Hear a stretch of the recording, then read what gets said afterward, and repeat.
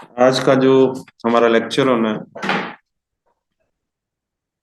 इसमें जो हमने चीजें डिस्कस करनी है, इसमें नंबर वन जो है वो ऑप्शनल सब्जेक्ट्स की सिलेक्शन जो है उसको हम डिस्कस करेंगे कि ऑप्शनल सब्जेक्ट्स जो है वो कैसे सिलेक्ट करें, कौन सा सिलेक्ट करें और वो क्यों सिलेक्ट करें।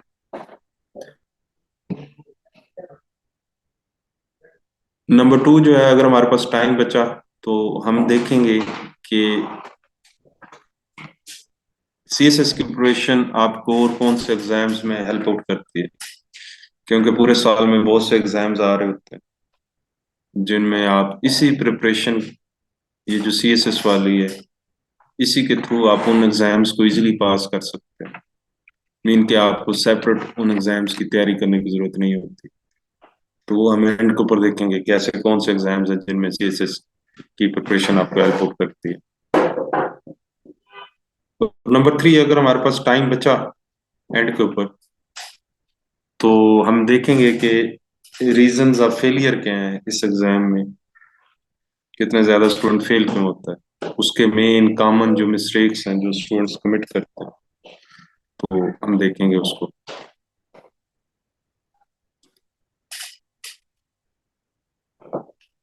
ऑप्शनल सब्जेक्ट सिलेक्शन जो है ये सीएसएस का मोस्ट इम्पॉर्टेंट स्टेप है। जब भी कोई स्टूडेंट सीएसएस का प्लान करता है तो उसके माइंड में पहला क्वेश्चन ही यही आता है कि वो कौन से सब्जेक्ट सिलेक्ट करे, क्योंकि ये बड़ा इंपॉर्टेंट स्टेप है। इसी वजह से हमने इसके ऊपर 2 दिन रखे हैं। आज का दिन जो है वो मैं आपको इन, जो हमारे पास 2.5 घंटे हैं, इसमें हम देखेंगे इनको वन बाय वन, इन सारे सब्जेक्ट्स को। फिर कल जो होगी वो आपकी इंशाल्लाह इंडिविजुअल सब्जेक्ट सिलेक्शन होगी। तो उसमें हम वन वन वन आपका माइक ऑन करेंगे और आपका बैकग्राउंड वगैरह पूछेंगे, और उसके बाद जो है वो आपके इंटरेस्ट के हिसाब से आपको सब्जेक्ट्स जो है वो सजेस्ट करेंगे।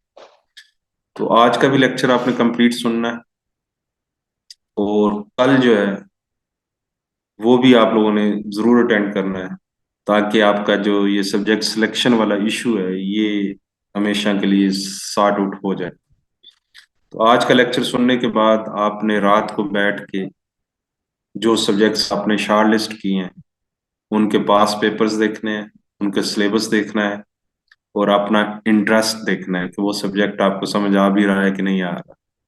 तो कल जब हम आपकी इंडिविजुअल सब्जेक्ट सिलेक्शन के लिए जब आपका माइक ऑन करेंगे, तो एटलीस्ट आपके पास कुछ क्वेश्चंस हो पूछने के लिए, या कुछ रीजंस हो बताने के लिए कि आप ये सब्जेक्ट रख रहे हैं तो क्यों रख रहे हैं।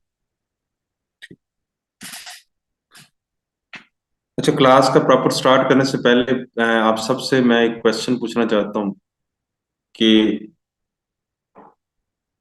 जो लोग सीएसएस में टॉप करते हैं, जो टॉपर्स होते हैं, उनका रिटर्न में कितना स्कोर होता है? जो सीएसएस में टॉप करते हैं उनका रिटर्न में स्कोर कितना होता है? जी, मंसूर जेब ने 700 बताया। 720 सब ठीक है। कुछ तो 600 बता रहे हैं भाई, 600 पे टॉप नहीं किया जाता। ठीक। अच्छा जी, बिल्कुल आप लोग गैस लगा रहे हैं। अब हम देखते हैं कि पिछले 15-16 सालों के जो टॉपर्स हैं उन्होंने किस रेंज में स्कोर लिया है। 2006 से लेके 2022 तक के जो टॉपर्स हैं, इनमें जो मैक्सिमम स्कोर आया है, आज तक किसी भी टॉपर का जो मैक्सिमम स्कोर आया है वो 782 है, 782 है। अगर हम इन 2016 से लेके 2022 के जो टॉपर्स हैं, हम इनमें देखें कि सबसे ज्यादा स्कोर किसका था, तो वो 2017 के टॉपर का था, 2017 के टॉपर का था 782।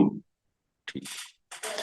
और अगर हम इन 2006 से लेके 2012 2022 तक के टॉपर्स में मिनिमम स्कोर देखें, ये तो मैक्सिमम स्कोर मैंने आपको बताया ना कि टॉपर का 782 मैक्सिमम स्कोर है, और मिनिमम अगर हम स्कोर देखें कि आज तक किसी भी टॉपर ने सीएसएस में मिनिमम स्कोर लेके, कितना मिनिमम स्कोर लेके टॉप किया है, तो वो बनता है 720, 720। और वो है 2013 का जो टॉपर था उसका 720 स्कोर था। इट मीन के जो टॉपर्स हैं पिछले 16-17 सालों के जो टॉपर्स हैं उनमें मिनिमम स्कोर 720 और मैक्सिमम स्कोर जो है वो 782 है आउट ऑफ 1200। अगर आप इसकी परसेंटेज लें तो ये कितने परसेंट बनता है, 720 कितने परसेंट बनता है और 782 कितने परसेंट बनता है? जी नुमान एजाज, बिल्कुल। 720 जो है वो 60% बनता है और 780 जो है वो 65% बनता है। ये तो फिर बड़ी सिंपल सी कैलकुलेशन होगी कि इट मीन कि अगर आप 60 से 65% स्कोर ले लें ओवरऑल सीएसएस में तो आप टॉपर होंगे। जो पास रिजल्ट्स हैं वो तो यही बता रहे हैं कि अगर आप 60 से 65% स्कोर ले लें तो आप टॉपर होंगे। अगर टॉपर ना भी हुए तो टॉप 5, टॉप 10, टॉप 20 में तो फॉल कर जाएंगे। अपनी चॉइस का ग्रुप तो मिल जाएगा जिसमें आप जाना चाहते हैं, ठीक है ना। लेकिन प्रॉब्लम यह है कि सीएसएस में हर सब्जेक्ट आपको 60-65% स्कोर नहीं देता। हर सब्जेक्ट आपको 60-65% स्कोर नहीं देता। और स्पेशली जो कंपलसरी सब्जेक्ट्स हैं ये तो बिल्कुल भी आपको 60-65% स्कोर नहीं देते। कंपलसरी सब्जेक्ट्स में जो एवरेज स्कोर आता है कंपलसरी सब्जेक्ट में वो 50-52% होता है, जो एवरेज स्कोर होता है कंपलसरी में। चाहे आप टॉपर हैं चाहे आप मेरिट में एंड के ऊपर है, कंपलसरी में जो आपका स्कोर आता है वो 50 से 52% आता है। इट मीन के जो डिफरेंस क्रिएट करते हैं वो आपके ऑप्शनल सब्जेक्ट्स जो हैं वो डिफरेंस क्रिएट करते हैं। कंपलसरी में टॉपर का भी उतना ही स्कोर होगा, 50-52%, और मेरिट में जो लास्ट स्टूडेंट होगा उसका भी इतना ही स्कोर होगा। कोई माइनर डिफरेंस होगा कंपलसरी में, ठीक। इट मीन के जो मेजर डिफरेंस क्रिएट करते हैं वो आपके optional subjects major difference create करते हैं। कंपलसरी सब्जेक्ट्स जो है वो कोई मेन या मेजर डिफरेंस क्रिएट नहीं करता स्टूडेंट के दरमियान। ऑप्शनल सब्जेक्ट का जो स्कोर है वो जो है वो मेजर डिफरेंस क्रिएट करता है, ठीक। अब मैं आपको कुछ डीएमसीज दिखाता हूं, ये जो अभी तक मैंने बात की है इसके प्रूफ में कि जो कंपलसरी सब्जेक्ट्स हैं उनमें कम स्कोर आता है, जो ऑप्शनल है यही बेसिकली टॉपर बनाते हैं स्टूडेंट्स को या अच्छी पोजीशन पे लेके आते हैं,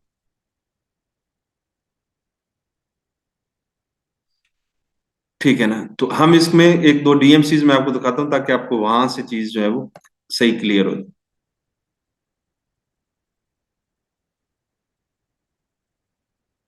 ये आपको डीएमसी नजर आ रही है 2020 के रिजल्ट की।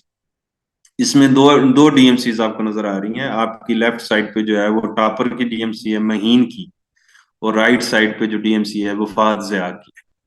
बाकी छोड़ दें चीजें, आप सिर्फ इनका कंपलसरी में स्कोर देखें। कंपलसरी में टोटल जो एग्रीगेट बना हुआ वो देखें सिर्फ, बाकी छोड़ दें। कंपलसरी में जो महीन है उसका आपको स्कोर नजर आ रहा है 335, ठीक है ना, 335 600 में से। कंपलसरी आपको पता है 600 मार्क्स के सब्जेक्ट, ठीक है ना। और जो फहद ज़िया है उसका कंपलसरी में स्कोर देखें कितना है, 329। अब इनकी पोजीशंस भी जरा देख लें, ऊपर जो नाम के साथ इनकी मेरिट नंबर लगा हुआ है ना वो भी देख लें। जो महीन है वो टॉपर है, जबकि फाज ज़िया जो है वो उसकी 293rd पोजीशन है, ठीक। अब कंपलसरी के स्कोर में सिर्फ 6 नंबर का डिफरेंस, कोई मेजर डिफरेंस नहीं है, ठीक है। लेकिन नीचे ऑप्शनल का स्कोर देखें, ठीक है ना। ऑप्शनल में महीन का कितना स्कोर आया है, 423, जबकि फाज ज़िया जो है उसका कितना स्कोर आया है, 288। इट मीन कि महीन को जो टॉपर बनाया वो उसके ऑप्शनल ने बनाया, ऑप्शनल्स में उसका अच्छा स्कोर आया तो वो टॉपर बनी। फहद ज़िया जो मेरिट में एंड के ऊपर आया वो सिर्फ अपने ऑप्शनल की वजह से मेरिट में एंड के ऊपर आया, क्योंकि ऑप्शनल में उसका अच्छा स्कोर नहीं है, ठीक है ना।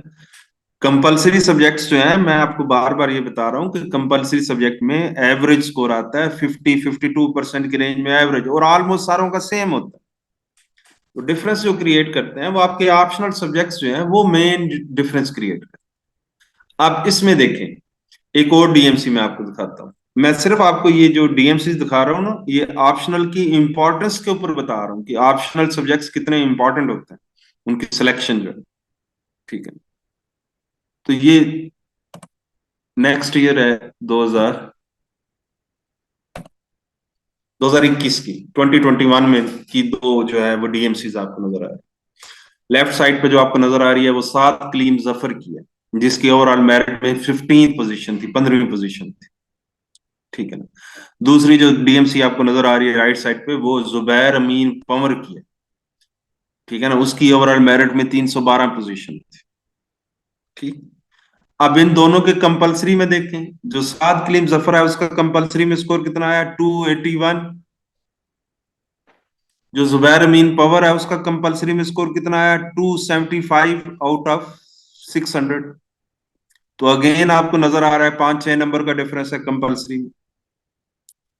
तो फिर नीचे ऑप्शनल देखें, साद कलीम जफर के जो ऑप्शनल है उसमें उसका स्कोर है 418, 418। जबकि जुबैर अमीर जो है उसका स्कोर कितना है, 325। अब यहां पर भी जो मेजर रोल प्ले किया है वो ऑप्शनल के स्कोर ने रोल प्ले किया। कंपलसरी में ऑलमोस्ट सेम स्कोर है, ऑप्शनल ने बेसिकली डिसाइड किया है कि किस मेरिट पे आप जाएंगे। ठीक। इसी तरह एक और मैं डीएमसी आपको दिखाता हूं, 2022 की आपको नजर आ रही है, 2022 की। इसमें देखें, तला रफीक जो टॉपर है उसकी डीएमसी है, और दूसरी है रिजा फिदा की। अब इन दोनों का कंपलसरी में स्कोर देखें, तला रफीक का 333 है, जबकि रिजा फिदाउल्ला का कितना है, 321। अगेन कोई बहुत बड़ा डिफरेंस नहीं है कि जिससे जो है वो 250 पोजीशनें चेंज हो जाए। लेकिन ऑप्शनल का देखें, तला रफीक जो है वो 410, जबकि रिजा फिदा का जो है वो 336। तो यहां पर भी जो मेजर रोल प्ले किया है, तला रफीक को टॉपर किसने बनाया, ऑप्शनल के स्कोर ने टॉपर बनाया, बेसिकली उसके ऑप्शनल्स ने उसको टॉपर बनाया। ठीक है ना। और रिजा फिदा जो है वो अगेन अपने ऑप्शनल की वजह से जो है वो पीछे रहे। ठीक। तो इसलिए ऑप्शनल सब्जेक्ट की सिलेक्शन बड़ी इंपॉर्टेंट होती है, इनका बड़ा मेजर रोल होता है आपकी एलोकेशन में, आपकी पोजीशन में ऑप्शनल का। ठीक। तो इसी वजह से इसको अच्छी तरह सोच समझ के ऑप्शनल सब्जेक्ट जो है वो सिलेक्ट करें। ठीक। सैर शिरफान बच्चे, डिफरेंस दिखाना होता है चीजों का, डीएमसीज का, बाकी और इसमें कोई ऐसी साइंस नहीं है कि मैंने सिर्फ वो जो है उसका क्यों अप्लाई किया। ठीक। अच्छा जी, यहाँ तो मैंने ऑप्शनल की आपको इंपॉर्टेंस बताई कि ऑप्शनल कितना मेन रोल प्ले करते हैं आपकी पोजीशन में, या आप किस ग्रुप में फॉल करेंगे वो ऑप्शनल सब्जेक्ट का स्कोर डिसाइड करेगा। ठीक। अब ऑप्शनल सब्जेक्ट्स जो है,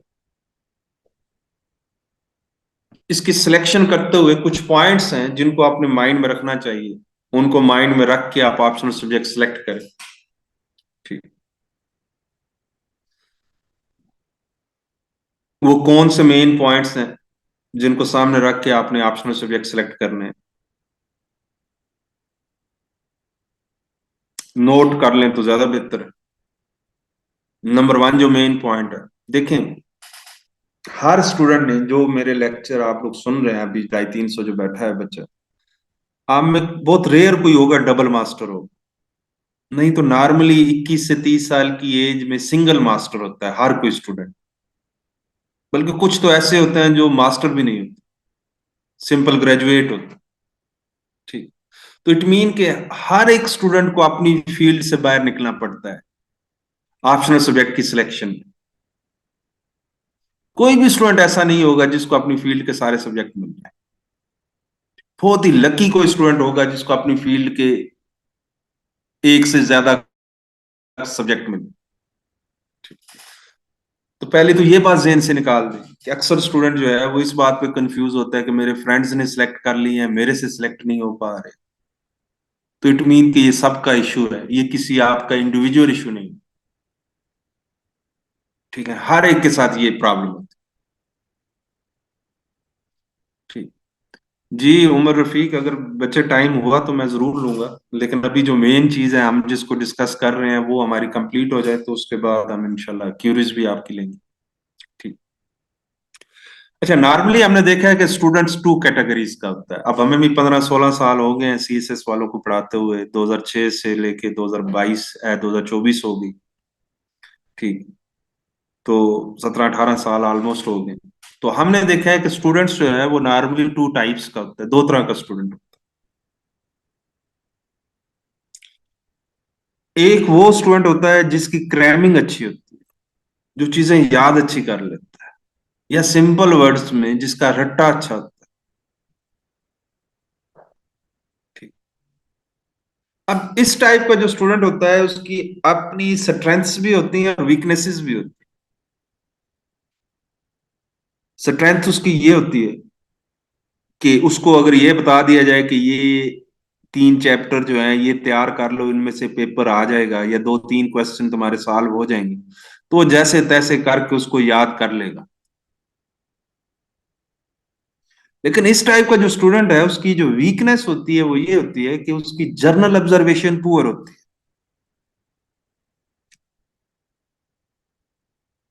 वो चीजों को क्रिटिकली नहीं देखता, वो अपने सराउंडिंग्स में चीजों को सुपरफिशली देखता है, डिटेल में डेप्थ में नहीं देखता जी। इस टाइप का जो स्टूडेंट होता है उसकी उसमें खुद से लिखने की एबिलिटी कम होती है। वो चीजों को याद करके रिप्रोड्यूस तो कर लेता है, लेकिन उसको अगर ये कहा जाए कि आप किसी टॉपिक के ऊपर अपने जेहन से निकाल के चीजें लिखो, तो उसके लिए प्रॉब्लम बन जाती है।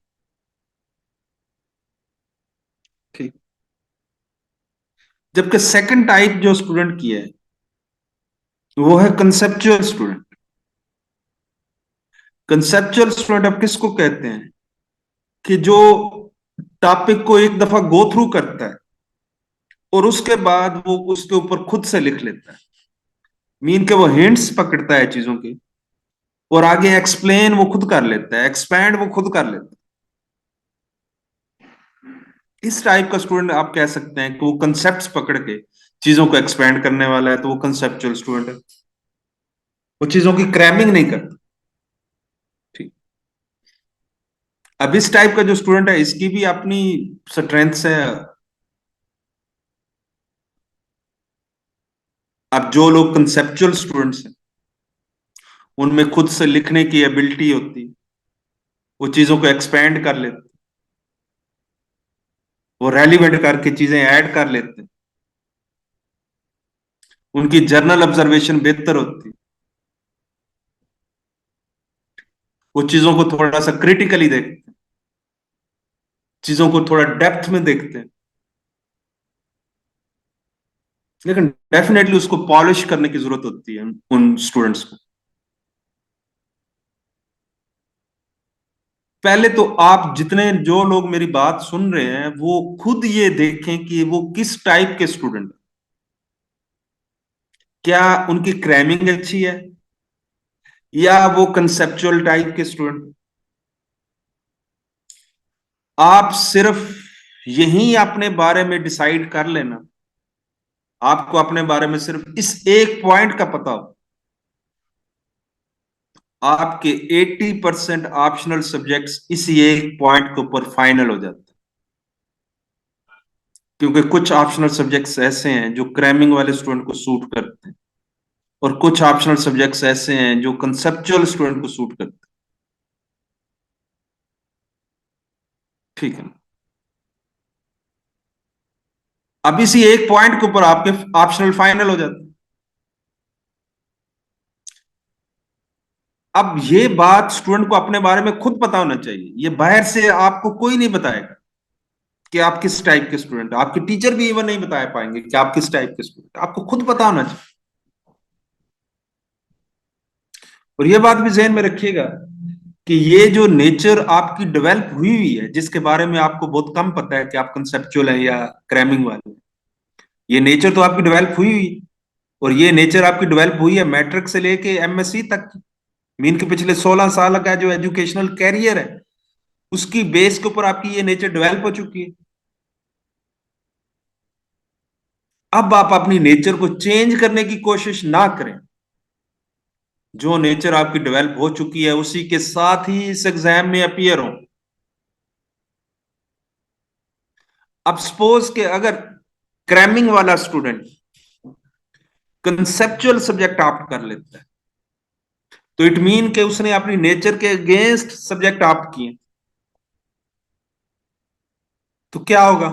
या तो वो उन ऑप्शनल में फेल हो जाएगा, अगर फेल ना भी हुआ, पास हुआ भी, तो बड़ा मार्जिन पे पास हो, वो हार्डली पास हुआ हो। तो इसलिए जो आपकी नेचर डेवलप हुई है उसको अपनी स्ट्रेंथ बनाएं, ना कि आप उसको अपनी वीकनेस बना के इस एग्जाम में अपीयर। इसमें जो ऑप्शनल्स आपके सामने आपको लिस्ट नजर आ रही है, इसमें कुछ ऐसे हैं जो कि क्रैमिंग वालों को सूट करते हैं और कुछ ऐसे हैं जो कि कंसेप्चुअल को सूट करते हैं। और अगर आप अपनी नेचर चेंज करने की कोशिश करेंगे, मीन के अपनी नेचर के अगेंस्ट सब्जेक्ट उठाएंगे,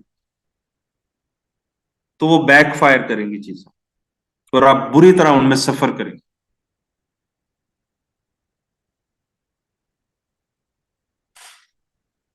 ठीक है ना? आप उसमें बुरी तरह सफर करेंगे, टाइम सिर्फ जाया कर।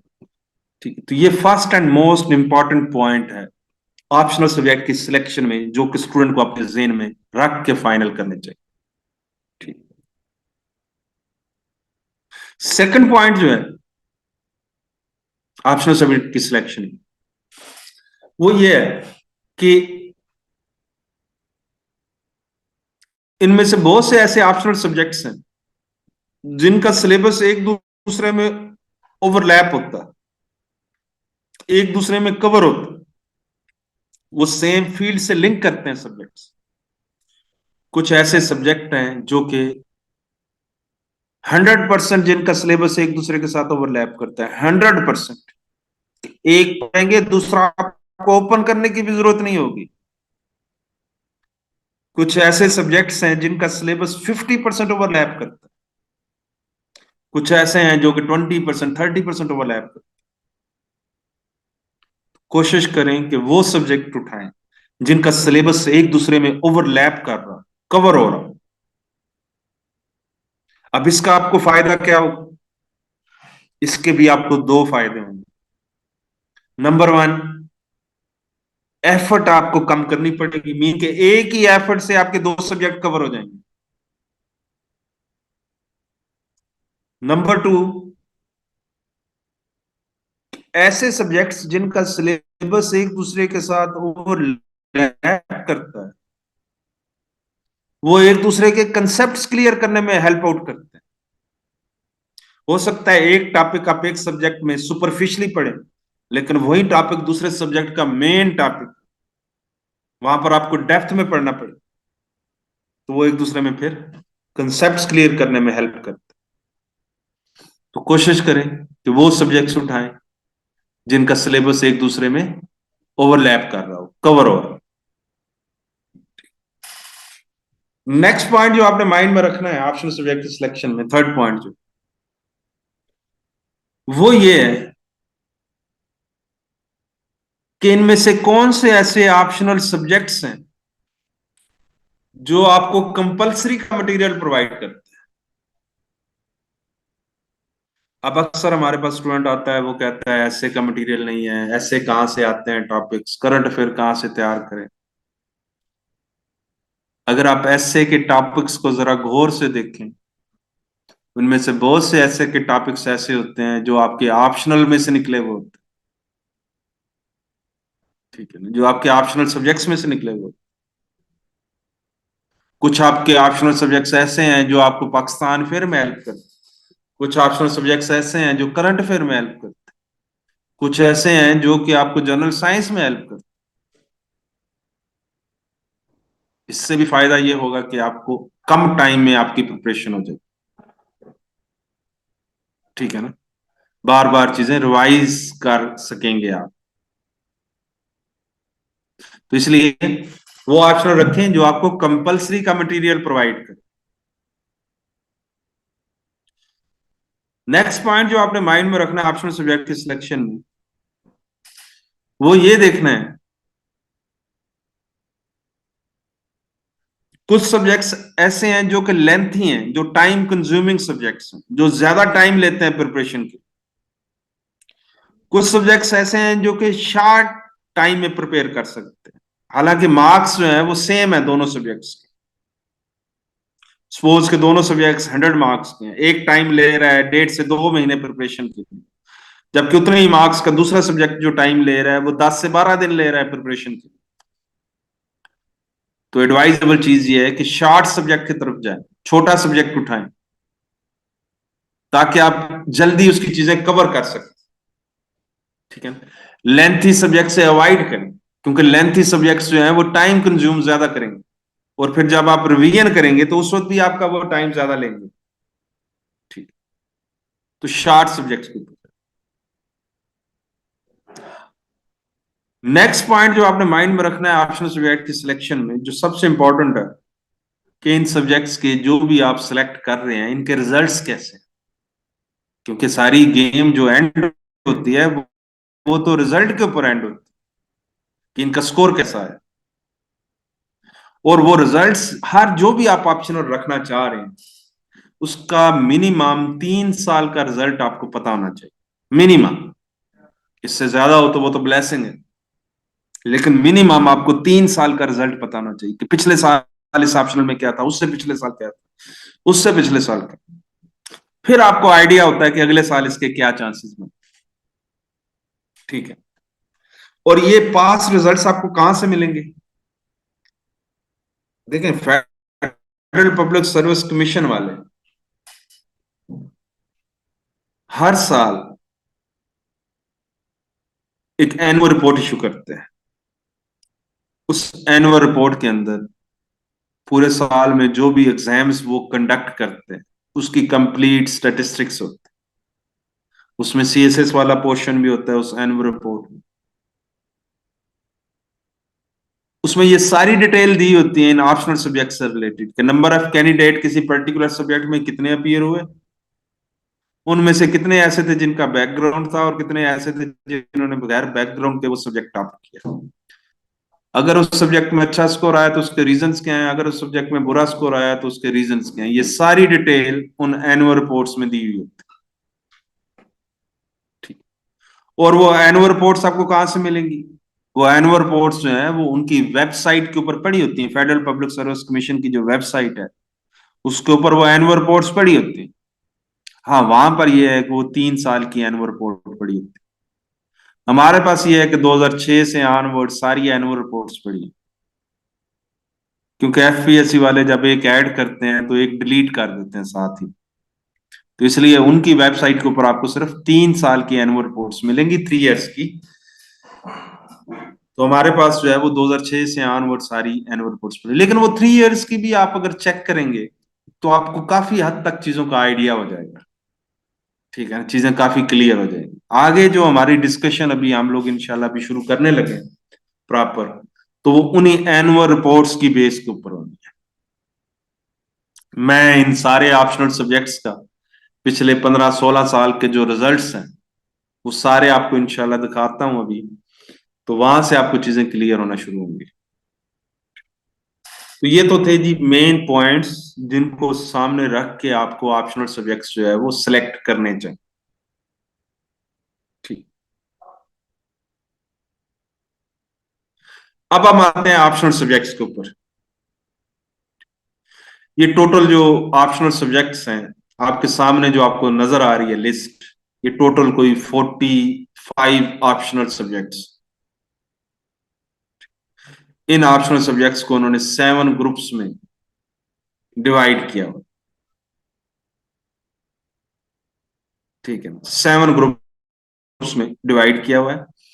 हर ग्रुप में से आप सिर्फ एक सब्जेक्ट सिलेक्ट कर सकते हैं, एक से ज्यादा नहीं कर सकते। किसी ग्रुप को छोड़ना चाहें तो छोड़ भी सकते हैं। हर सब्जेक्ट, हर ग्रुप में से आप सिर्फ एक सब्जेक्ट सिलेक्ट कर सकते हैं, स्वाय ग्रुप टू के। ग्रुप टू एक एक्सेप्शनल ग्रुप है, एक डिफरेंट ग्रुप है बाकी सब ग्रुप्स। ठीक, देखें, ग्रुप वन जो है उसमें सारे सेम मार्क्स वाले सब्जेक्ट्स, 200 नंबर वाले। Group three to group seven जो है उसमें भी सारे सेम मार्क्स वाले सब्जेक्ट्स हैं, 100 मार्क्स के। लेकिन ग्रुप टू एक ऐसा ग्रुप है जिसमें मिक्स है, कुछ 200 वाले हैं, कुछ 100 वाले। अब अगर किसी भी स्टूडेंट ने ग्रुप टू से सिलेक्शन करनी है, देखिए छोड़ने का ऑप्शन आपके पास है, ग्रुप टू को छोड़ना चाहे तो छोड़ सकते। लेकिन किसी भी स्टूडेंट ने ग्रुप टू से सिलेक्शन करनी है तो 200 की करनी है, 100 की सिलेक्शन ग्रुप टू से अलो नहीं है। ये मेरी बात जरा गौर से सुन ले, बाद में फॉर्म रिजेक्ट हो जाते हैं, जब आप गलत फॉर्म फिल करते हैं ना तो फॉर्म्स रिजेक्ट हो जाते हैं, फिर आपके पूरे साल की मेहनत जाया हो जाती है। ठीक है, अगर किसी स्टूडेंट ने ग्रुप टू में से सिलेक्शन करनी है तो 200 की करनी है। वो आगे उसके ऊपर डिपेंड करता है कि 100 वाले दो ले ले या 200 वाला एक ले ले। थर्ड ऑप्शन उसके पास छोड़ने का है कि अगर ग्रुप टू को छोड़ना चाहे तो छोड़ सकते हैं, क्योंकि आपने 600 नंबर पूरे करने ऑप्शनल्स। ठीक है,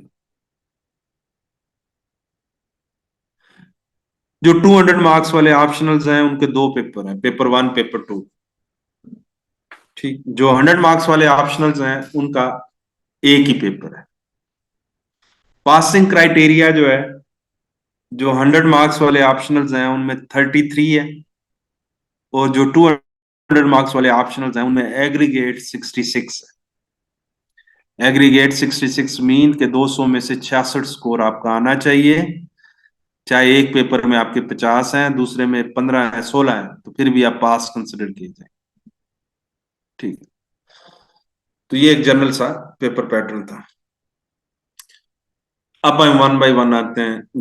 ग्रुप वन में नंबर वन जो सब्जेक्ट है, क्योंकि 5:30 बजे तक हमारे पास टाइम है, तो हम लोग थोड़ा सा शुरू से ही स्पीड से चलते हैं ताकि हम ये सारे सब्जेक्ट्स को कवर कर सकें। तो हर सब्जेक्ट को हम इंशाल्लाह वन बाय वन सारों को डिस्कस करेंगे, तो सीक्वेंस से ही हम चलते हैं। तो जो जिन स्टूडेंट्स ने माइंड बनाया हुआ है ऑप्शनल का कि ये मैंने रखने हैं ये नहीं रखने, तो मैं उनको एडवाइस यही करूंगा कि एक दफा सारे ऑप्शनल को आप सुन लें, फिर उसके बाद आप फाइनल कर लें। हो सकता है आपने जो रखे हो उससे बेहतर ऑप्शन आपको मिल जाए, तो इसलिए बेटर कि आप सारे ऑप्शनल के बारे में, जो ब्रीफिंग मैं बता रहा हूं आपको दे रहा हूं, उसको सारे ऑप्शनल के बारे में सुने, ताकि आपके पास और ऑप्शंस भी निकल आए। नंबर वन जो है जी, accounting and auditing. Accounting and auditing जो है ये विदाउट बैकग्राउंड ऑप्ट नहीं किया जा सकता। ठीक, बगैर बैकग्राउंड के आप इसको ऑप्ट नहीं कर सकते। इसके लिए आपका बैकग्राउंड चाहिए, और अच्छा बैकग्राउंड चाहिए, स्ट्रांग बैकग्राउंड रिक्वायर्ड है अकाउंटिंग एंड ऑडिटिंग के लिए। अब किस लेवल का बैकग्राउंड चाहिए? अगर कोई स्टूडेंट अकाउंटिंग रखना चाहता है तो किस लेवल का बैकग्राउंड हो तो उसको अकाउंटिंग रखनी चाहिए। जो आइडियल बैकग्राउंड है अकाउंटिंग एंड ऑडिटिंग ऑप्ट करने के लिए, वो MCom, ICMA, CA, ACCA, accounting and finance में बीएस, ये एक आइडियल बैकग्राउंड है अकाउंटिंग ऑप्ट करने के। जिन लोगों का ये बैकग्राउंड है वो जरूर अकाउंटिंग को ऑप्ट करें। अब वीक बैकग्राउंड कौन सा है? वीक बैकग्राउंड ये है कि वो जिन्होंने सिंपल बीकॉम किया हुआ है, जिन्होंने सिंपल बीकॉम किया हुआ है 2 साल वाला, वो एक वीक बैकग्राउंड है। बीबीए, एमबीए एक वीक बैकग्राउंड कंसिडर किया जाता है अकाउंटिंग ऑप्ट करने के लिए, क्योंकि उन्होंने कम सही कुछ कोर्सेज पढ़े होते हैं, इतना ज्यादा पूरा नहीं पढ़ा होता। ठीक, तो वो एक वीक और रिस्की बैकग्राउंड है। बीबीए, एमबीए, बीकॉम 2 साल वाला, अगर आप इस बेस के ऊपर लेना चाहते हैं तो आपको एफर्ट डबल करनी पड़ेगी। डबल मीन कि आप अगर एम कॉम वाला बंदा अकाउंटिंग ऑप्ट करता है तो वो 20 से 25 दिन में इसको तैयार कर ले। लेकिन अगर आप बीबीए, एमबीए या बी कॉम 2 साल वाला उसकी बेस के ऊपर अकाउंटिंग ऑप्ट करते हैं तो आप 1.5 से 2 महीने अपने जेहन में रखें कि 1.5 से 2 महीने आपको लगेंगे प्रॉपर प्रिपरेशन। ठीक है। लेकिन फिर भी बीबीए, एमबीए, बी कॉम ये एक रिस्की डिसीजन होगा। ठीक है ना, रिस्की होगा। हाँ, एम कॉम, आईसीएम में CA, ACCA, accounting and finance वाले जिनकी डिग्री है, वो तो मैं उनको तो स्ट्रेट अवे कहूंगा कि वो जरूर इस सब्जेक्ट को कंसिडर करें। ठीक है। अब हम इसके जरा रिजल्ट्स को देखते हैं। अकाउंटिंग के रिजल्ट्स वाइज अगर देखा जाए तो ये काफी अच्छा सब्जेक्ट है। इसके रिजल्ट्स काफी साउंड रिजल्ट्स हैं, स्ट्रांग रिजल्ट्स हैं। ये आपके सामने आपको रिजल्ट्स नजर आ रहे हैं। ये मैं आपको बता देता हूं कि how to read these results. देखें, ये पूरा टेबल आपको नजर आ रहा है। इस पे फर्स्ट जो कॉलम है लेफ्ट साइड पे उसमें स्टेटस लिखा हुआ है। ये स्टेटस जो है ये हम लोगों ने खुद लिखा है कि ये बेस्ट रहा है, एवरेज रहा है, लो रहा है, उस साल कैसा स्कोर रहा है। जो सेकंड कॉलम है उसमें ईयर लिखा हुआ है कि कौन से साल का ये रिजल्ट। फिर थर्ड कॉलम जो है उसमें कैंडिडेट अपीयर्ड है कि उस साल कितने स्टूडेंट्स ने ये सब्जेक्ट ऑप्ट किया। फिर फोर्थ कॉलम में आपको नजर आ रहा है 60% अबव, कि जो कैंडिडेट अपीयर हुए थे उनमें से कितने स्टूडेंट्स थे जिनका स्कोर 60% अबव गया था। ठीक है, कि उनमें से कितने स्टूडेंट्स थे जिनका स्कोर 60% से ऊपर गया। तो फिर नेक्स्ट जो कॉलम है उसमें हाईएस्ट लिखा हुआ है कि उस साल हाईएस्ट स्कोर क्या था अकाउंटिंग का। और फिर लास्ट वाले कॉलम में फेल्ड लिखा हुआ कि उस साल कितने स्टूडेंट फेल हुए थे। तो अब आप देखें 2006 से ऑनवर्ड देखें, 2006 से 2006 में 150 स्टूडेंट अपीयर हुआ, जिसमें से 69 स्टूडेंट जो है 60% अबव पे गए और हाईएस्ट स्कोर 177 था। तो ये 2006 का एक बेस्ट रिजल्ट कंसिडर किया जाता है। इसमें अगर ओवरऑल आप बर्ड आई व्यू से देखें तो आपको नजर आ रहा है कि सिर्फ 2010 का जो रिजल्ट है, 2010 जो है उस साल अकाउंटिंग का काफी बुरा रिजल्ट था। ऑलमोस्ट आधे से ज्यादा, आधे स्टूडेंट फेल हो गए थे, हाफ स्टूडेंट ऑलमोस्ट फेल थे। 2010 में देखे ना जरा, जो रेड आपको नजर आ रहा है, 349 स्टूडेंट अपीयर हुए और उनमें से सिर्फ 2 स्टूडेंट्स थे जिनका 120 क्रॉस हुआ। और फेल देखें 158 स्टूडेंट। ठीक। बाकी सारे सालों के रिजल्ट्स इसके अच्छे रिजल्ट्स। इवन 2022, 2023, 2020, 19, 20, 21, ये सारे अच्छे रिजल्ट्स। अब पिछले 16 सालों में सिर्फ एक साल का रिजल्ट बुरा है, 2010 का। इसलिए मैं आपको एडवाइस यही करूंगा कि जो लोग अकाउंटिंग ऑप्ट करना चाह रहे हैं वो एक बार 2010 का क्वेश्चन पेपर लाजमी चेक करें। फिर उसके बाद डिसीजन लें कि उन्होंने अकाउंटिंग ऑप्ट करना है कि नहीं करना है, क्योंकि वो सबसे टफ पेपर 2010 का पेपर कंसिडर किया जाता है पिछले 16 सालों में। ठीक है। तो बाकी रिजल्ट्स इसके अच्छे हैं, स्ट्रांगली रिकमेंडेड है उन स्टूडेंट्स के लिए जिनका बैकग्राउंड अच्छा बैकग्राउंड है इस सब्जेक्ट, तो वो जरूर इस सब्जेक्ट को कंसिडर करें। नेक्स्ट जो है ये आपको सेकंड जो अभी स्लाइड आपको मैं दिखा रहा हूं, इसमें जो 60% अबव है, इस स्लाइड से आपको क्लियर नजर आता है कि कौन से साल 60% अबव सबसे ज्यादा थे। और वो आपको नजर आ रहा है 2021 में 312, 2015 में 303। तो इस स्लाइड से आपको एक ही व्यू से क्लियर हो जाता है कि किस साल का अच्छा रिजल्ट।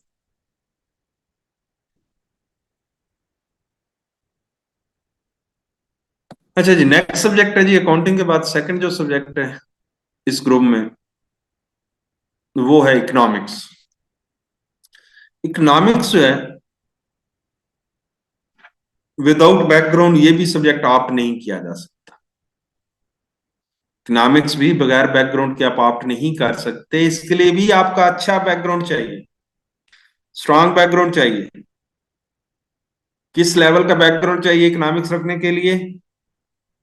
एमएससी इकोनॉमिक्स है या बीएस 4 ईयर इकोनॉमिक्स, तो फिर आप इकोनॉमिक्स को ऑप्ट करें। अदरवाइज इकोनॉमिक्स से अवॉइड करें तो बेहतर है। किसी डिग्री में कोई एक दो कोर्सेज आपने इकोनॉमिक्स के पढ़े हैं तो उसकी बेस के ऊपर इकोनॉमिक्स को मत ऑप्ट करें। अगर आपकी एमएससी है या बीएस 4 ईयर है तो फिर आप इकोनॉमिक्स को ऑप्ट करें, अदरवाइज अवॉइड करें इस सब्जेक्ट। ठीक है ना? जिन लोगों ने बीएससी की है ना, स्टैट मैथ इकोनॉमिक्स वाले 2 साल वाली बीएससी, वो लोग इसको ऑप्ट ना करें। एमएससी या बीएस 4 ईयर वाले इकोनॉमिक्स ऑप्ट करें। इसके भी रिजल्ट्स देखते हैं जी। रिजल्ट्स इसके कुछ अच्छे इतने नहीं है। ये देखें, अकाउंटिंग 17 सालों में सिर्फ 1 साल उसका रिजल्ट बुरा था। इकोनॉमिक्स का जरा देखें कि कितने साल बुरा रिजल्ट है इसका।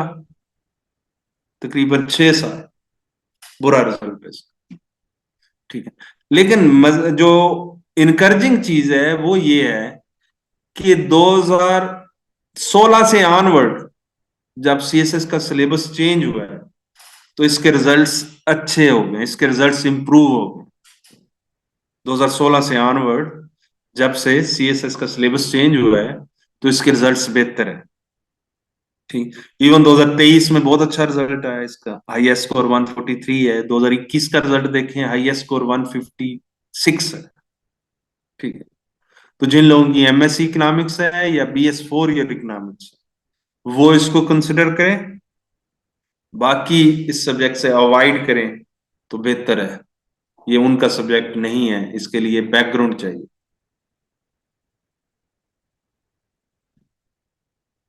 एमएससी इकोनॉमिक्स या BS 4 year economics, Friya Waseem, वो है तो फिर इसको रखें, अदरवाइज अवॉइड करें इससे। नेक्स्ट, ये इधर से आपको इस स्लाइड से आपको आइडिया हो जाएगा कि 60% अबाव जो है वो कितने रहे हैं उसमें। तो बहरहाल इकोनॉमिक्स एक अच्छा सब्जेक्ट है, 130 140 की रेंज में स्कोर देता है, लेकिन सिर्फ उन स्टूडेंट्स को देता है जिनकी डिग्री है। बाकी बगैर डिग्री वाले स्टूडेंट जो है वो या तो फेल हो जाते हैं या बड़ी मुश्किल से पास होते हैं, 70 80 के आसपास वो पास होते हैं।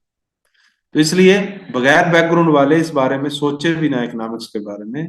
जिनकी डिग्री है वो जरूर इस सब्जेक्ट को कंसिडर करें। उनको मेरी एडवाइस यही है कि वो इस सब्जेक्ट को जरूर रखें। इकोनॉमिक्स के बाद नेक्स्ट सब्जेक्ट है जी कंप्यूटर साइंस। कंप्यूटर साइंस जो है,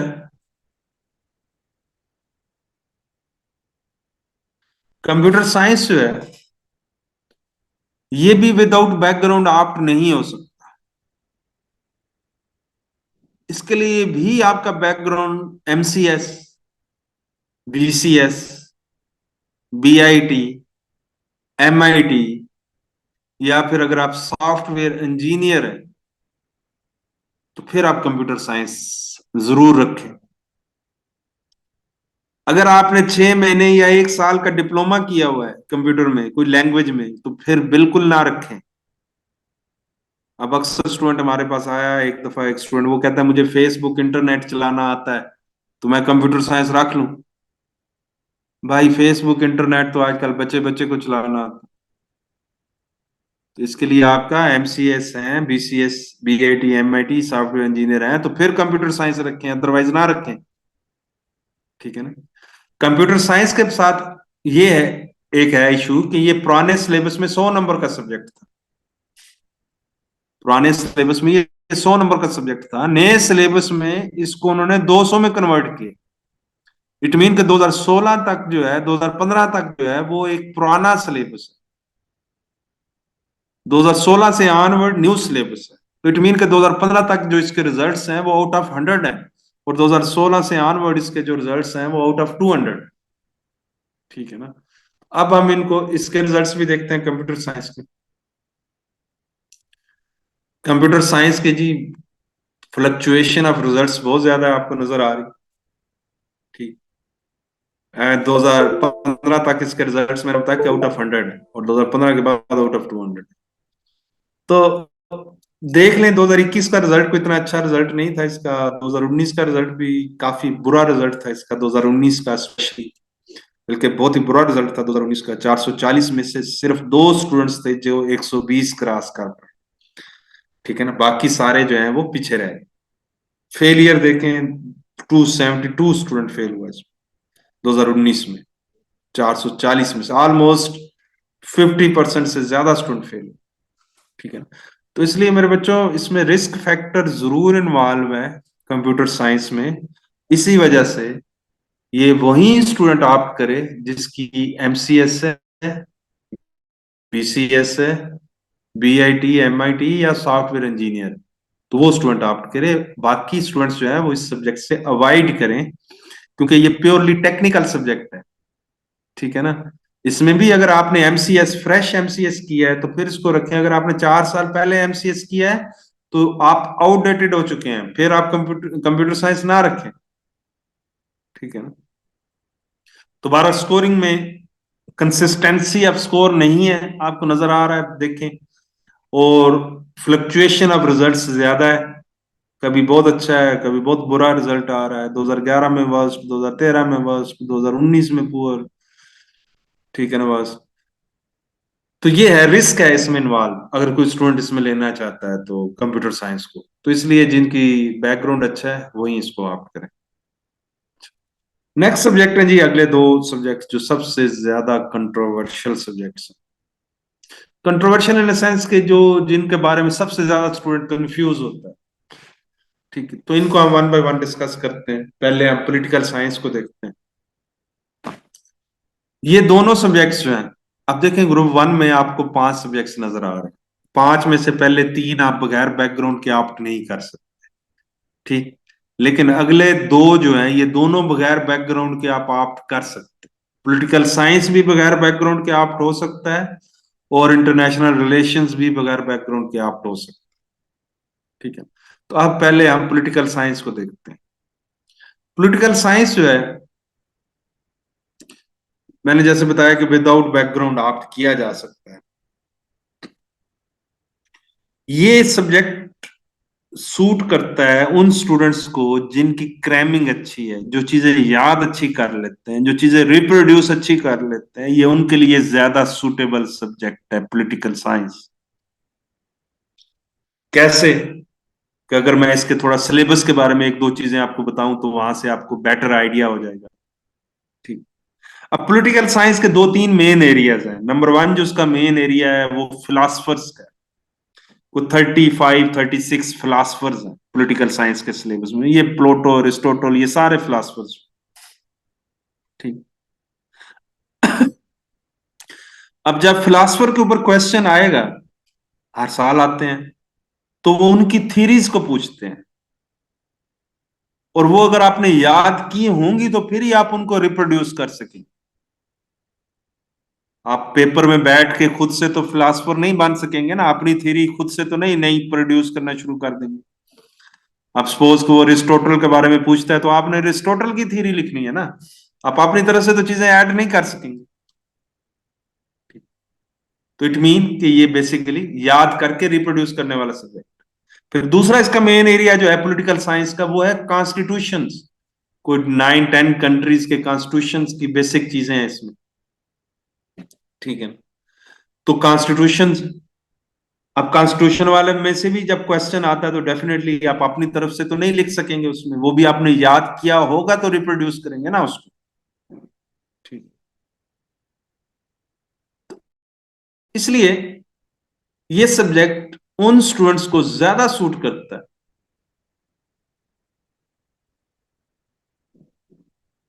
यस, उमर रफीक, आपने सही, पॉइंट टू पॉइंट, बिल्कुल टू द पॉइंट आपने चीजें लिखनी होती है इसमें। ठीक। और वो याद की होंगी तो वो फिर आप लिखेंगे। अच्छा, अब पॉलिटिकल साइंस जो है, इसको मदर ऑफ सोशल साइंसेस कहते हैं। कि आपकी सारी सोशल साइंसेस पॉलिटिकल साइंस से निकली हुई। Even IR it self political science की ब्रांच है, वो भी पॉलिटिकल साइंस से निकला हुआ आईआर। ठीक है ना? Political science is also known as the mother of social sciences. तो इट मीन कि ये बहुत से ऑप्शनल सब्जेक्ट्स के साथ इसका सिलेबस ओवरलैप करता है।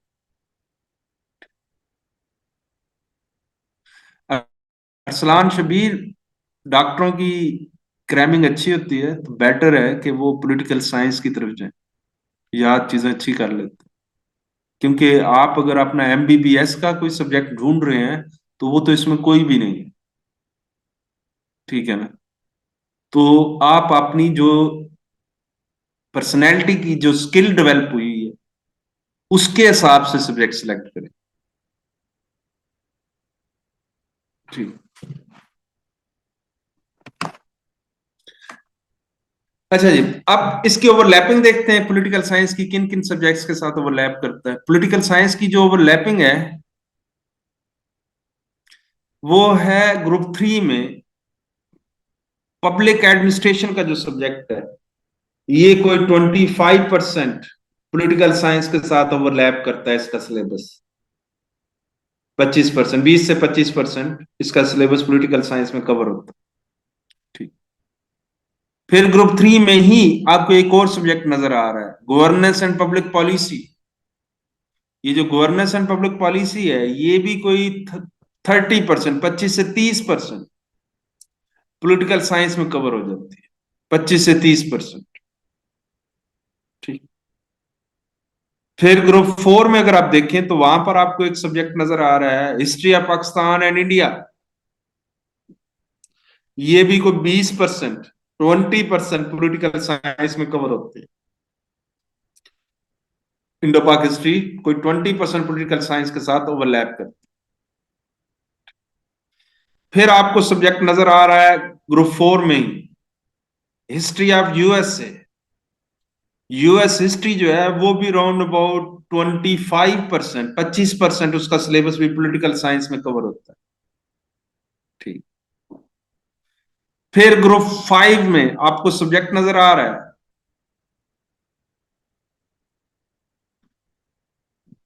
Gender studies. जेंडर स्टडीज जो है, ये कोई 10 से 15% पॉलिटिकल साइंस में इसकी चीजें कवर होती है, क्योंकि जेंडर स्टडीज की जो बेसिक थीरीज है, वो पॉलिटिकल साइंस में आप पढ़ते हैं। फिर ग्रुप 6 में आपको सब्जेक्ट नजर आ रहा है, कॉन्स्टिट्यूशनल लॉ। ये जो कॉन्स्टिट्यूशनल लॉ है, ये 100% पॉलिटिकल साइंस के साथ ओवरलैप करता है। मीन के सारे का सारा ही पॉलिटिकल साइंस में कवर हो जाता है, कॉन्स्टिट्यूशनल लॉ। फिर ग्रुप 6 में ही आपको एक और सब्जेक्ट नजर आ रहा है, फिलॉसफी। ये जो फिलॉसफी है, ये कुछ 35% पॉलिटिकल साइंस में कवर होती है, 35%। क्योंकि फिलासफर्स पॉलिटिकल साइंस में भी हैं, फिलॉसफी में भी। फिर ग्रुप 7 जो है, उसमें भी दो सब्जेक्ट्स हैं जो कि पॉलिटिकल साइंस के साथ ओवरलैप करते हैं। एक सोशियोलॉजी है, सोशियोलॉजी, और दूसरा एंथ्रोपोलॉजी। ये दोनों सब्जेक्ट 10-10% पॉलिटिकल साइंस के साथ ओवरलैप करते हैं।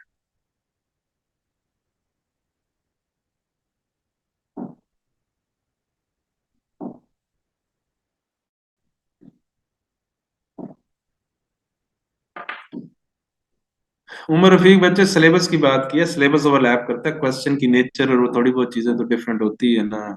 कॉमन सेंस थोड़ा यूज करें भाई। ठीक। अच्छा, ये तो थी ऑप्शनल के साथ इसकी ओवरलैपिंग। अब हम कंपलसरी के साथ इसकी ओवरलैपिंग देखते हैं कि कंपलसरी में ये पॉलिटिकल साइंस कहाँ हेल्प करता है। कंपलसरी सब्जेक्ट में पॉलिटिकल साइंस की आपको हेल्प मिलती है सबसे ज्यादा इंग्लिश एसए में। एसए में भी हर साल 1 से 2 टॉपिक्स ऐसे होते हैं जिनका बैकग्राउंड आपको पॉलिटिकल साइंस से मिलता है। ठीक। नंबर 2 जो हेल्प आपको मिलती है कंपलसरी में पॉलिटिकल साइंस की, वो पाकिस्तान अफेयर।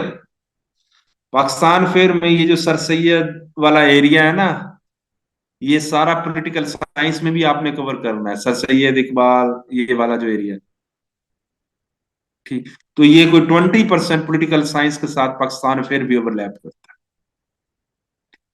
ये थी इसकी overlapping with optional and compulsory subjects. अब अगर किसी स्टूडेंट ने जिंदगी में पॉलिटिकल साइंस नहीं पढ़ा और वो for the first time political science रखना चाह रहा है सीएसएस में, पहली दफा वो पढ़ रहा है, तो वो कितने दिनों में इस सब्जेक्ट को प्रिपेयर कर सकता है? वैसे तो बच्चों ये बात स्टूडेंट टू स्टूडेंट वेरी करती है, ठीक है ना। कुछ स्टूडेंट्स लाइक होते हैं, वो बहुत जल्दी चीजों को पिक करते हैं, वो कम टाइम में प्रिपरेशन कर लेते हैं। कुछ स्टूडेंट थोड़े खर दिमाग होते हैं, वो बार बार चीजें उनके लिए रिपीट भी करते रहे तो उनको समझ नहीं आती, ठीक है ना। तो उनको ज्यादा टाइम लगेगा प्रिपरेशन के लिए फिर,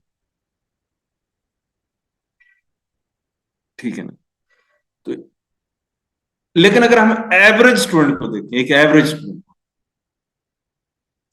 एक एवरेज मीन के जो बहुत लाइक भी नहीं है और बहुत नालायक भी नहीं है, एक मीडियाकर स्टूडेंट, तो अगर हम उसको सामने रख के इसके डेज देखें, एक एवरेज स्टूडेंट अगर डेली 5 से 6 घंटे पॉलिटिकल साइंस को पढ़े, प्रॉपर पढ़े, पढ़ने का मतलब है प्रॉपर पढ़े, फोकस करके पढ़े, तो उसका सिलेबस 35 से 40 दिनों में कवर होगा सीएसएस का, पॉलिटिकल साइंस का, 35 से 40 दिनों में। गो थ्रू तो हो सकता है आप 1-2 दिनों में कर लें, लेकिन प्रॉपर प्रिपरेशन 35 से 40 दिन लेगी, एक एवरेज स्टूडेंट की बात कर रहा हूं।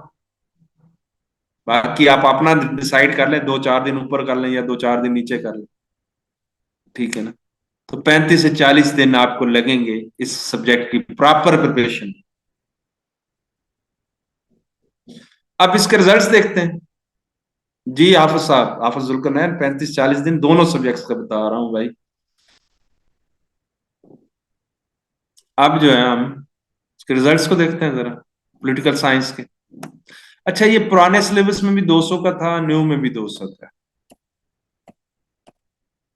ये रिजल्ट्स हैं जी।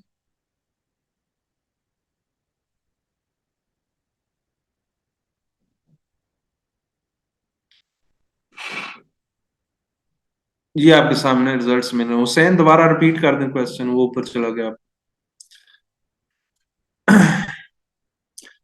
पॉलिटिकल साइंस के रिजल्ट्स आपके सामने हैं जी। 3 साल के रिजल्ट्स बुरे बुरे हैं। 13, 11 और 9। इंजीनियर्स के बारे में आ रही है आगे, बहुत सी चीजें हैं हुसैन, टेंशन ना लें। डॉक्टर्स इंजीनियर्स के बारे में है बहुत सी चीजें। 3 साल के रिजल्ट्स बुरे बुरे हैं जी इसके। बाकी इसके रिजल्ट्स देख लें, आपके सामने है, अच्छे रिजल्ट्स हैं। 2014 से लेके 2023 तक के रिजल्ट्स में एक कंसिस्टेंसी ऑफ रिजल्ट, कोई फ्लक्चुएशन नहीं है मेजर, ठीक है। 2018 का तो बेस्ट रिजल्ट था, हाईएस्ट स्कोर 153 था, ठीक। 2019 में 156 था, ठीक। तो हाईएस्ट स्कोर की भी रेंज को जरा देखना होता है आप लोगों ने, कि आप 104, 150, 160 की रेंज में जा सकते हैं इसमें, ठीक है ना। तो रिकमेंडेड है उन स्टूडेंट्स के लिए जो चीजें याद अच्छी कर लेते हैं और 35 से 40 दिन इस सब्जेक्ट को दे सकते हैं, ठीक है ना। 2023 में कंपैरेटिवली, क्योंकि अभी पूरा रिजल्ट नहीं है 2023 का, तो इसलिए हाईएस्ट स्कोर जो है वो आपको 123 नजर आ रहा है। तो अभी कंप्लीट रिजल्ट आएगा तो फिर उसमें अभी हो सकता है कि रमजान में ही वो जो इंटरव्यूज चल रहे हैं उनका रिजल्ट कंप्लीट अनाउंस हो जाए, तो उसमें फिर हाईएस्ट स्कोर बढ़ जाएगा इसका। तो बहरहाल 150 160 वाला ये सब्जेक्ट है, अगर आप अच्छी एफर्ट करें तो 70-75% आप स्कोर इसमें अच्छा ले सकते हैं, बगैर बैकग्राउंड के भी आप इसमें ले सकते हैं, ठीक है। 17 सालों में 2006 से लेके 2023 तक के रिजल्ट्स में सिर्फ 3 साल के रिजल्ट्स बुरे हैं, बाकी रिजल्ट्स इसके अच्छे हैं। तो इसलिए रिस्क फैक्टर कम है इसमें। ठीक है ना, कोई रिस्की उस तरह नहीं है ये सब्जेक्ट। ठीक है जी, अब हम ये आगे नेक्स्ट पे देखते हैं। इसकी नेक्स्ट स्लाइड जो है वो है 60% अबाव जो है वो किस साल सबसे ज्यादा गया जी? आपको नजर आ रहा है? 2010 में सबसे ज्यादा था। फिर 2020 में, 2018 में। ठीक। तो अच्छा है, स्कोरिंग वाइज ठीक है ये सब्जेक्ट। 140 150 की रेंज में जा सकता है अगर आप अच्छी एफर्ट करते हैं।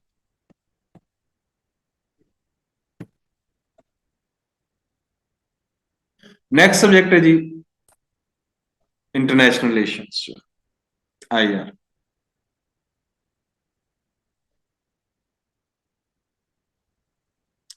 IR जो है ये भी बगैर बैकग्राउंड के किया जा सकता है, लेकिन ये सब्जेक्ट सूटेबल है कंसेप्चुअल स्टूडेंट के लिए।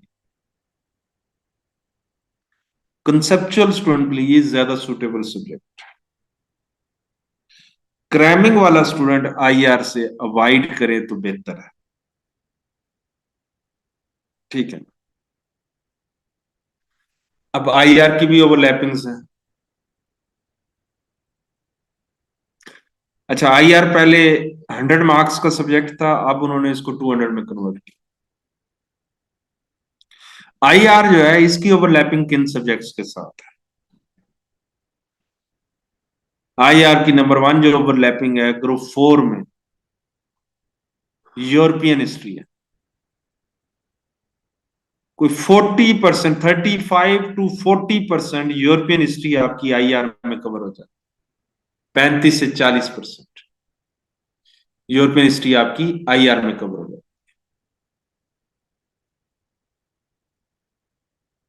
फिर नेक्स्ट जो इसके ओवरलैपिंग है IR की, ग्रुप 4 में ही है, वो है history of USA, US history के साथ।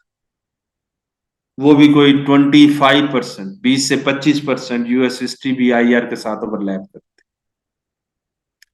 20 से 25%। फिर नेक्स्ट जो इसकी ओवरलैपिंग है ग्रुप 6 में, आपको सब्जेक्ट नजर आ रहा है इंटरनेशनल लॉ। इंटरनेशनल लॉ जो है ये 50%, 40 to 50% इंटरनेशनल लॉ आपका IR में कवर होता है।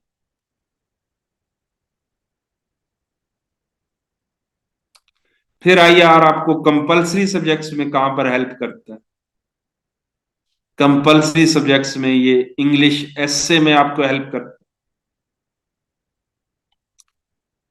हर साल 3 से 4 टॉपिक्स आपको ऐसे नजर आते हैं जिनका बैकग्राउंड आपको IR में मिलता है।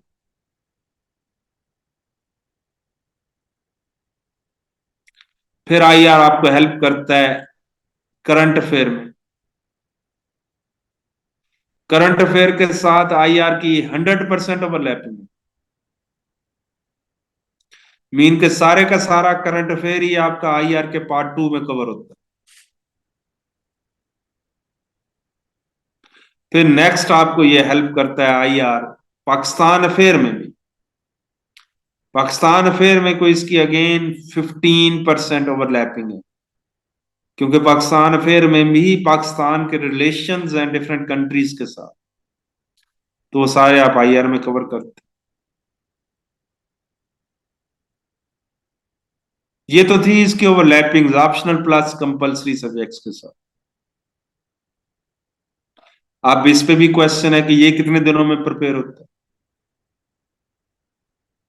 ये भी अगर एक एवरेज स्टूडेंट को देखा जाए, एक एवरेज स्टूडेंट जो है इसकी प्रिपरेशन में भी 35 से 40 दिन लगाएगा। शायद थोड़ा 5 7 दिन ज्यादा लगे, क्योंकि IR का पार्ट 2 सारा करंट अफेयर है। तो करंट अफेयर आपको पता है एंड तक अपडेट आपको करना होता है। और 35 से 40 दिन आपको लगेंगे इसकी प्रिपरेशन में।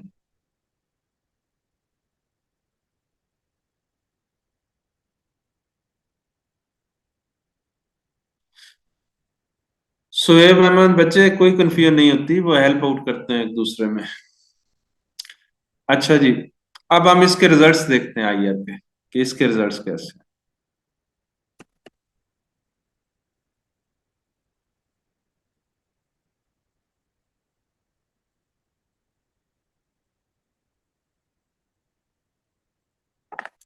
ये है जी आईआर के रिजल्ट्स। आईआर पहले 100 मार्क्स का था, अब 200 में है, ठीक है ना।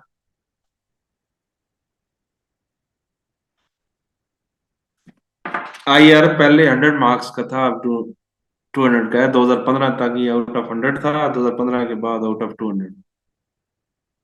Yes, Shahrukh Khan 5 to 6। ठीक है जी। आईआर का रिजल्ट जो है 2017 का रिजल्ट को जरा गौर से देखिए। 2017 का रिजल्ट, 6,692 स्टूडेंट अपीयर हुआ 2017 में आईआर में। और 60% अब कितने के? Only two out of 7,000 almost. Highest score 128। Failure की भी रेशो देख।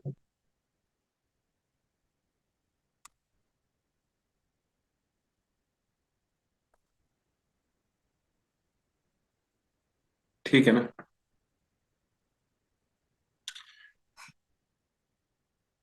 2019 का रिजल्ट देखें जरा आईआर का। 9,000 स्टूडेंट अपीयर हुए। 60% भाव कितना क्या? 3। फेलियर देखें कितनी है? 6,260।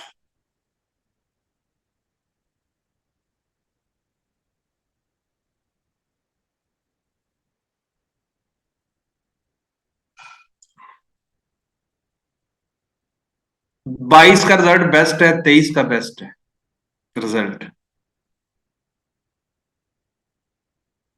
बाकी देख लें, कंसेप्चुअल स्टूडेंट के लिए सुटेबल है। रिस्क फैक्टर इसमें इन्वॉल्व है। 2 सालों के रिजल्ट्स काफी बुरे हैं, 17 और 19 के।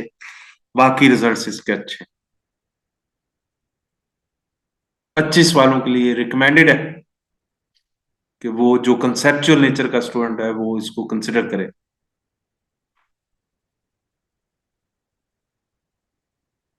जी अतर अली, 2 पार्ट्स होते हैं बच्चे। अब ये तो बेसिक चीजें हैं ना, इनके बारे में तो आपको वैसे ही आइडिया होना चाहिए कि ये 2 पार्ट्स के सब्जेक्ट है या एक पार्ट का सब्जेक्ट।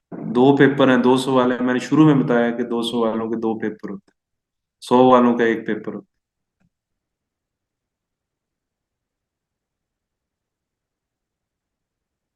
है। जी डॉक्टर वसफा बतूल, आपने सही, बिल्कुल ठीक कहा है। बहरहाल आई आर कंसेप्चुअल स्टूडेंट के लिए सूटेबल है। बाकी जो है वो अब अवॉइड करें, क्रैमिंग वाले तो बिल्कुल अवॉइड करें।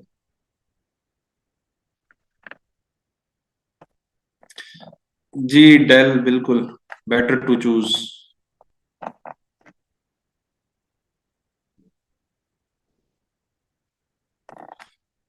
अब बच्चों मैंने आप दोनों को ना, दो सारे सब्जेक्ट्स को, आईआर पॉलिटिकल साइंस दोनों के रिजल्ट्स आपके सामने दिखा दिए। ठीक है ना। अब तो आप थोड़ा सा कॉमन सेंस यूज करें कि आप कौन सा लेना चाहते हैं। बाकी कल जो आपकी थोड़ी बहुत मसले होंगे ना, वो हम इंशाल्लाह इंडिविजुअल सब्जेक्ट सिलेक्शन में आपको वो करवा देंगे। और अभी देखें टाइम कम है और सब्जेक्ट्स बहुत ज्यादा पड़े हुए हैं, तो हमें बहुत स्पीड से करना पड़ेगा ये काम आगे जो नेक्स्ट सब्जेक्ट्स हैं। तो अब हर सब्जेक्ट के ऊपर मैं 2 से 3 मिनट लगाऊंगा, इससे ज्यादा नहीं लगा सकूंगा ये, क्योंकि दो कंफ्यूजिंग सब्जेक्ट्स थे, आईआर और पोल साइंस, तो इसलिए हमने थोड़ा सा इसको डिटेल में किया है। तो अब आगे हम इसको जरा स्पीड से चलते हैं ताकि टाइमली हम इसको कवर कर सकें। ठीक। अच्छा, नेक्स्ट जो आपका ग्रुप है, ग्रुप 2 जो है, ग्रुप 2 में आए जी। ग्रुप 2 में नंबर 1 जो सब्जेक्ट है वो फिजिक्स है। फिजिक्स जो है वो विदाउट बैकग्राउंड ऑप्ट नहीं किया जा सकता। इसके लिए एमएससी फिजिक्स हो या बीएस 4 ईयर फिजिक्स हो तो फिर ऑप्ट करें, या फिर इंजीनियर्स जो हैं वो भी फिजिक्स ऑप्ट करने की कोशिश करते हैं, तो वो भी कर सकते हैं फिजिक्स, लेकिन टाइम डबल देना पड़ता है। अगर इंजीनियर कोई फिजिक्स लेगा तो उसको डबल टाइम देना पड़ेगा। अगर एमएससी फिजिक्स 25 से 30 दिनों में तैयार होता है, तो इंजीनियर को जो है वो 2 से ढाई महीने फिजिक्स में लगेंगे प्रिपरेशन के, सीएसएस की प्रिपरेशन के। ठीक है, तो इसलिए बगैर बैकग्राउंड वाले फिजिक्स को कंसिडर ना करें, जिनका बैकग्राउंड है सिर्फ वो देखें, बाकी अवॉइड करें। तो इसके रिजल्ट्स जो हैं, ये फिजिक्स के रिजल्ट्स हैं, जरा देखें जरा गौर से। ये जिन लोगों को शौक है ना, ठीक है, 100 आउट ऑफ 100 आएगा, तो वो जरा देखें इसके रिजल्ट्स फिजिक्स के, आपको, ताकि चीजें क्लियर हो कि फिजिक्स का 100 आउट ऑफ 100 वाला चक्कर नहीं है। 2022 और 2023 के रिजल्ट्स फिर भी बेहतर हैं, लेकिन 2020 2021 ये दोनों रिजल्ट्स इतने अच्छे नहीं हैं। फिर 2015-16 के रिजल्ट्स बुरे हैं। आप देखें कि पिछले 17 सालों में कोई ऑलमोस्ट कितने साल ये पुअर रहा है, पुअर और वर्स्ट में रहा है, आपको नजर आ रहा है, ऑलमोस्ट 10 साल, 10 ईयर्स आउट ऑफ 16 ईयर्स जो है, तो ये बुरे रिजल्ट्स आए हैं, 17 ईयर्स। ठीक है ना? तो इसलिए फिजिक्स में वही बंदा हाथ डाले जिसका बैकग्राउंड अच्छा है, जो एमएससी फिजिक्स है, और जो एमएससी फिजिक्स नहीं है वो अवॉइड करे इस सब्जेक्ट से। ठीक है ना? ऑलमोस्ट 10 ईयर्स इसके रिजल्ट्स बुरे हैं, तो रिस्की है जी। अगर फिजिक्स लेना चाहते हैं तो जरूर लें, हम ये तो नहीं कहते, मना करेंगे आपको कि ना लें, लेकिन रिस्की जरूर है, ये रिस्क फैक्टर इसमें इन्वॉल्व है। तो नेक्स्ट जो सब्जेक्ट है जी बच्चे, वो है केमिस्ट्री।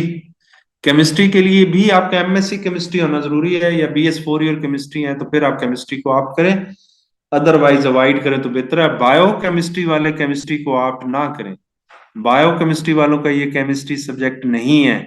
ठीक है ना? एमएससी केमिस्ट्री या BS 4 ईयर केमिस्ट्री है तो फिर केमिस्ट्री को ऑप्ट करें, अदरवाइज अवॉइड करें। या फिर डी फार्मेसी वाले जो स्टूडेंट्स होते हैं ना, उन्होंने 33% केमिस्ट्री कवर की होती है, ऑर्गेनिक केमिस्ट्री, फार्मेसी के जो स्टूडेंट्स होते हैं, लेकिन स्टिल उनको भी 66% केमिस्ट्री कवर करनी पड़ती। ठीक, तो रिजल्ट्स इसके कोई इतने अच्छे नहीं है केमिस्ट्री के। एडमिन एमफिल केमिस्ट्री है तो फिर जरूर बच्चे रखें इसको, आपको रखनी चाहिए केमिस्ट्री, एमफिल है तो। एमएससी केमिस्ट्री है फिर भी रखें। ठीक है ना? तो केमिस्ट्री के रिजल्ट्स कोई इतने इंकरेजिंग नहीं है, ये आपके सामने है, तो ये देख लें, इसके बाद फाइनल करें कि आपने रखना है कि नहीं रखना। ऑलमोस्ट केमिस्ट्री के पुअर रिजल्ट्स हैं जी, ऑलमोस्ट। 2023 का रिजल्ट भी काफी बुरा रिजल्ट है, 22 का फिर भी कुछ कह लें कि बेहतर था, 21 का पुअर, 20 का पुअर, 18 का बेहतर है, 19 17 का भी बेहतर रिजल्ट है। बाकी आपके सामने है, देख लें कि 17 सालों में कितने साल बुरे रिजल्ट्स हैं इसके। ये भी कोई ऑलमोस्ट 10 ईयर्स हैं इसके बुरे रिजल्ट्स, 10 साल इसके बुरे रिजल्ट्स। तो रिस्क है जी इसमें इन्वॉल्व, अगर आप केमिस्ट्री लेना चाहते हैं तो फिर देख लें कि रिस्क जो है वो आपको, इन्वॉल्वमेंट रिस्क की काफी ज्यादा है इस सब्जेक्ट। केमिकल इंजीनियर्स वालों के लिए ना बच्चे थोड़ा मसला बन जाएगा, टाइम ज्यादा डबल देना पड़ेगा फिर उनको। और BS ऑर्गेनिक केमिस्ट्री है तो फिर ऑर्गेनिक केमिस्ट्री है या इनऑर्गेनिक जो भी है, वो केमिस्ट्री का एक टेस्ट तो है ना, आप में तो आप रख सकते। केमिकल इंजीनियर जो है वो जरा देख, केमिस्ट्री, मारिया बच्चे रिजल्ट्स आपको दिखा रहा हूँ सामने, मैं तो इसको इतना हक में नहीं हूँ, क्योंकि इसके रिजल्ट्स को इतने अच्छे नहीं है। बाकी अगर आप लोगों को अपने ऊपर कॉन्फिडेंस है, ठीक है ना, तो फिर आप गो फॉर इट, फिर आप जरूर इसको ऑप्ट करें। नेक्स्ट है जी सब्जेक्ट इसमें केमिस्ट्री के बाद मैथमेटिक्स है।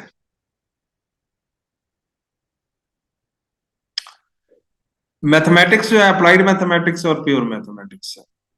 ये दोनों मैथमेटिक्स भी वही स्टूडेंट रखे हैं जिनकी MSc है या BS 4 ईयर है, अदरवाइज मैथमेटिक्स से अवॉइड करें। ठीक, अक्सर स्टूडेंट मैथमेटिक्स क्यों लेता है कि वो ये समझता है कि 100 आउट ऑफ 100 आएगा। ऐसा कुछ नहीं है, मैं आपको रिजल्ट्स दिखाता हूं तो आपकी थोड़ी आंखें खुल जाएंगी। लेकिन मैथमेटिक्स, एमएससी मैथमेटिक्स ये बीएस वाला ही स्टूडेंट रखे। ठीक है ना, एमएससी मैथमेटिक्स या बीएस वाला जो स्टूडेंट्स मैथमेटिक्स वाले हैं वही रखें। बाकी जिन्होंने मैथमेटिक्स इंजीनियर्स, उमर हसनैन बच्चे, मैं रिजल्ट दिखाता हूँ, अगर आपका शौक है तो फिर देखिएगा, रखनी है तो फिर आप रखें, मैं आपको दिखाता हूँ मैथमेटिक्स के रिजल्ट्स। ये प्योर मैथमेटिक्स के जरा रिजल्ट्स देख, उमर हसनैन जरा रिजल्ट देखें इसके। ठीक है, एक साल अच्छा रिजल्ट है जी 17 सालों में मैथमेटिक्स, और वो 2021। बाकी फिर आपके सामने है सारी स्टोरी। आप जो इस चक्कर में आके 20 आउट ऑफ 20 आएगा, ये देखे ना, ये पहले 200 नंबर का सब्जेक्ट था मैथमेटिक्स 2015 तक, दोनों। अप्लाइड भी 200 का था और प्योर भी 200 का था, लेकिन आप जो है वो दोनों 100 में कन्वर्ट किए हैं। तो लेकिन मार्क्स जो रिजल्ट्स हैं वो वही है, सेम है। ये प्योर मैथमेटिक्स के रिजल्ट्स हैं, और अप्लाइड के रिजल्ट्स जरा देखें, अप्लाइड के बेहतर है उससे, प्योर से तो काफी बेहतर है। लेकिन ये भी कोई इतने आउटस्टैंडिंग नहीं है कि जिसको हम कहें कि बहुत ही अच्छे रिजल्ट्स हैं कोई ऐसे। ठीक है।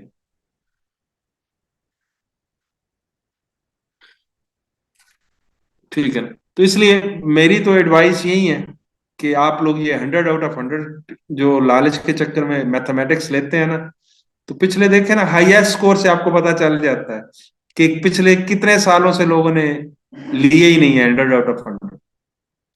देखे ना, हाईएस्ट स्कोर जो है वो 2016 में 69, 2017 में 68, 2018 में 65। तो ये तो 100 तो कभी नहीं आया। एक दफा 86 स्कोर आया 2021 में इसमें। तो वो एक अच्छा रिजल्ट था इसका, बाकी इसके रिजल्ट इतने अच्छे नहीं है। तुम्हारा रिस्क है जी, इसमें अवॉइड करें तो बेहतर है। नेक्स्ट जो सब्जेक्ट है इसमें जी वो है स्टैटिस्टिक्स है। स्टैटिस्टिक्स के लिए जो है आपका अगेन बैकग्राउंड एमएससी स्टैटिस्टिक्स है, या फिर BS 4 ईयर स्टैटिस्टिक्स है, तो फिर आप स्टैटिस्टिक्स रखें। या फिर ICMA CA ACCA वाले जो लोग होते हैं, एमकॉम वाले लोग, उनकी भी स्टैटिस्टिक्स काफी स्ट्रांग होती है, तो वो भी अगर रखना चाहते हैं तो वो भी स्टैटिस्टिक्स को आप कर सकते हैं। ठीक। रिजल्ट्स में आपको स्टैटिस्टिक्स के दिखाता हूँ, ये भी कोई इतने अच्छे रिजल्ट्स नहीं है स्टैटिस्टिक्स के भी, लेकिन फिर भी मिक्सचर है। कभी बेहतर भी आ जाते हैं, कभी बुरे आ जाते हैं। ठीक है। अतर अली 12 में स्टैटिस्टिक्स पढ़ी है, अल्लाह के बंदे, मैं कह रहा हूँ MSc स्टैटिस्टिक्स वाले रखे हैं, आप कह रहे हैं कि मैंने 12वीं क्लास में स्टैट्स पढ़ी है।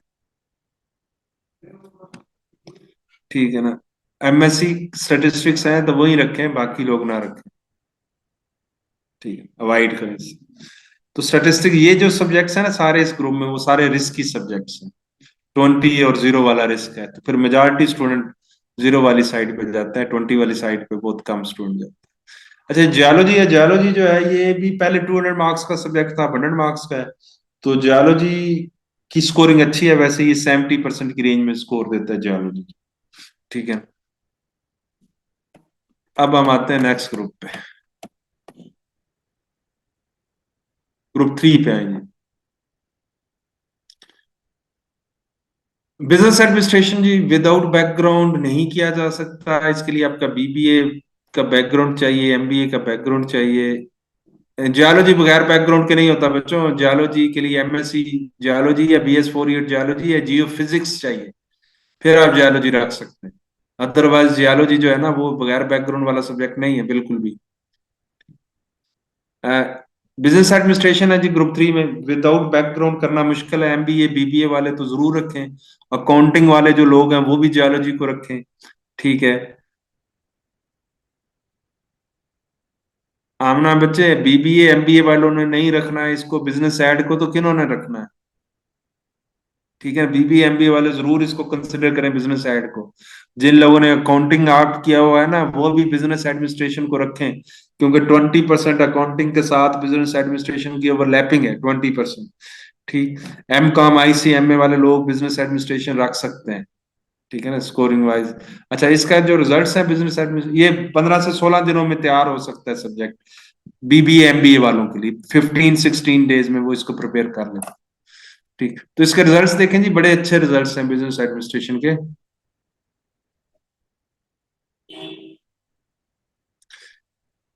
ये रिजल्ट्स हैं जी, सारे आउटस्टैंडिंग रिजल्ट्स हैं। स्ट्रांगली रिकमेंडेड है ये सब्जेक्ट। बिजनेस एडमिनिस्ट्रेशन छोड़ने वाला सब्जेक्ट नहीं है। जो बीबीए एमबीए वाले स्टूडेंट्स हैं वो जरूर इस सब्जेक्ट को रखें। हाईएस्ट स्कोर देखें किधर किधर जा रहा है, 91 92 तक ये स्कोर दे। ठीक है। तो इसका एक साल भी बुरा रिजल्ट नहीं आया। एक साल भी आपको 17 सालों में नजर आ रहा है, एक साल भी इसका बुरा रिजल्ट नहीं। तो ये कंसिस्टेंसी ऑफ रिजल्ट है इसकी, एक एवरग्रीन हाई स्कोरिंग सब्जेक्ट है। ठीक है ना। तो इसलिए इसको जरूर कंसिडर करें, BBA MBA ICMA CA MCom वाले लोग जो हैं बिजनेस एडमिनिस्ट्रेशन को। स्कोरिंग वाइज एक बड़ा अच्छा सब्जेक्ट है, ये छोड़ने वाला सब्जेक्ट नहीं है। बहुत अच्छा स्कोर देता है ये। ठीक है। नेक्स्ट जो सब्जेक्ट है पब्लिक एडमिनिस्ट्रेशन। पब्लिक एडमिनिस्ट्रेशन जो है ये बगैर बैकग्राउंड के आप किया जा सकता है। बिजनेस एडमिनिस्ट्रेशन बगैर बैकग्राउंड के आप नहीं होता है, लेकिन पब्लिक एडमिनिस्ट्रेशन जो है वो आप बगैर बैकग्राउंड के इजीली आप कर सकते हैं। ठीक। पब्लिक एडमिनिस्ट्रेशन की प्रिपरेशन का टाइम जो है वो आप यूं समझें कि 18 से 20 दिनों में आप पब्लिक एडमिनिस्ट्रेशन को अच्छा तैयार कर सकते हैं। एक तो पॉलिटिकल साइंस के साथ भी ओवरलैप करता है, और दूसरा पब्लिक एडमिनिस्ट्रेशन का एक चैप्टर ओवरलैप करता है इस्लामियात के साथ। पब्लिक एडमिनिस्ट्रेशन एंड इस्लाम जो है, तो इस्लामियात के साथ भी पब्लिक एडमिनिस्ट्रेशन की एक चैप्टर की ओवरलैपिंग है। बाकी पॉलिटिकल साइंस के साथ तो है ही। स्कोरिंग वाइज पब्लिक एडमिनिस्ट्रेशन जो है अगर देखा जाए तो इसमें फ्लक्चुएशन ऑफ रिजल्ट है स्कोरिंग वाइज। ये देखें जी पब्लिक एडमिनिस्ट्रेशन का जो रिजल्ट है, तो इसमें ये कंसेप्चुअल नेचर का है वैसे सब्जेक्ट पब्लिक एडमिनिस्ट्रेशन, क्रैमिंग नहीं है इसमें। हुसैन ये याद करने वाला सब्जेक्ट नहीं है, ये कंसेप्चुअल वाला है, लिखने वाला है। तो बहरहाल 2022 का रिजल्ट इसका काफी बुरा रिजल्ट था जी। बाकी इसका रिजल्ट तकरीबन ठीक है। 23 का अच्छा रिजल्ट है। 17 का बुरा रिजल्ट था। 18 मीन के 18 से ऑनवर्ड तकरीबन बेहतर रिजल्ट। लेकिन रिस्क है इसमें भी। ये भी रिस्क फ्री सब्जेक्ट नहीं है। कभी अच्छा है कभी बहुत बुरा है। जैसे 2013 का रिजल्ट देखें इसका, 1753 में से सिर्फ 3 स्टूडेंट। ठीक। फिर इसी तरह 2022 का रिजल्ट जो है वो 2956 में से 17 स्टूडेंट गए हैं ऊपर। ठीक है। तो रिस्क इन्वॉल्व है जी इसमें थोड़ा, लेकिन फिर भी बगैर बैकग्राउंड के ये सब्जेक्ट किया जा सकता है। कंसेप्चुअल स्टूडेंट वाले जो है ना वो इसको ऑप्ट करें, उनके लिए ये सुटेबल सब्जेक्ट। 18 से 20 दिन लगेंगे प्रिपरेशन टाइम। जी नेक्स्ट जो सब्जेक्ट है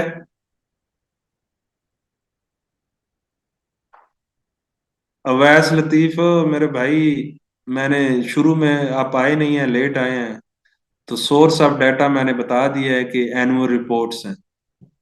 ठीक है ना, जो एफपीएससी वाले एनुअल रिपोर्ट्स पब्लिश करते हैं ना, ये वहीं से सारा डाटा निकला हुआ है। और इसको वेरीफाई करना चाहे ना, तो उनकी 3 साल की एनुअल रिपोर्ट्स पड़ी हैं वहां पर, तो उससे आप डाटा वेरीफाई कर सकते हैं। तो इस डाटे में कोई वो नहीं है, खुदा ना खास्ता कोई ऐसी चीज कि कोई गलत आपको डाटा हम दे रहे हैं, ऐसा कुछ नहीं है। ये डाटा बिल्कुल उन्हीं रिपोर्ट से निकला हुआ है, और प्रॉपर स्टैटिस्टिक्स जो है सारी वहां से उठाई गई।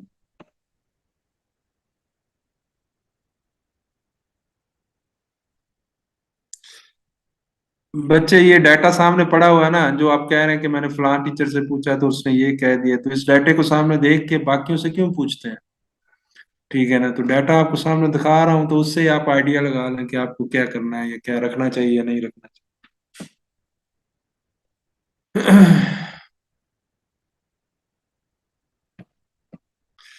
अच्छा जी नेक्स्ट है जी governance and public policy. Governance. अच्छा अजान हो जाए, 2 मिनट की ब्रेक करते हैं, जैसे ही अजान कंप्लीट होती है तो हम इसको दोबारा से कंटिन्यू करते हैं। 2 मिनट ब्रेक।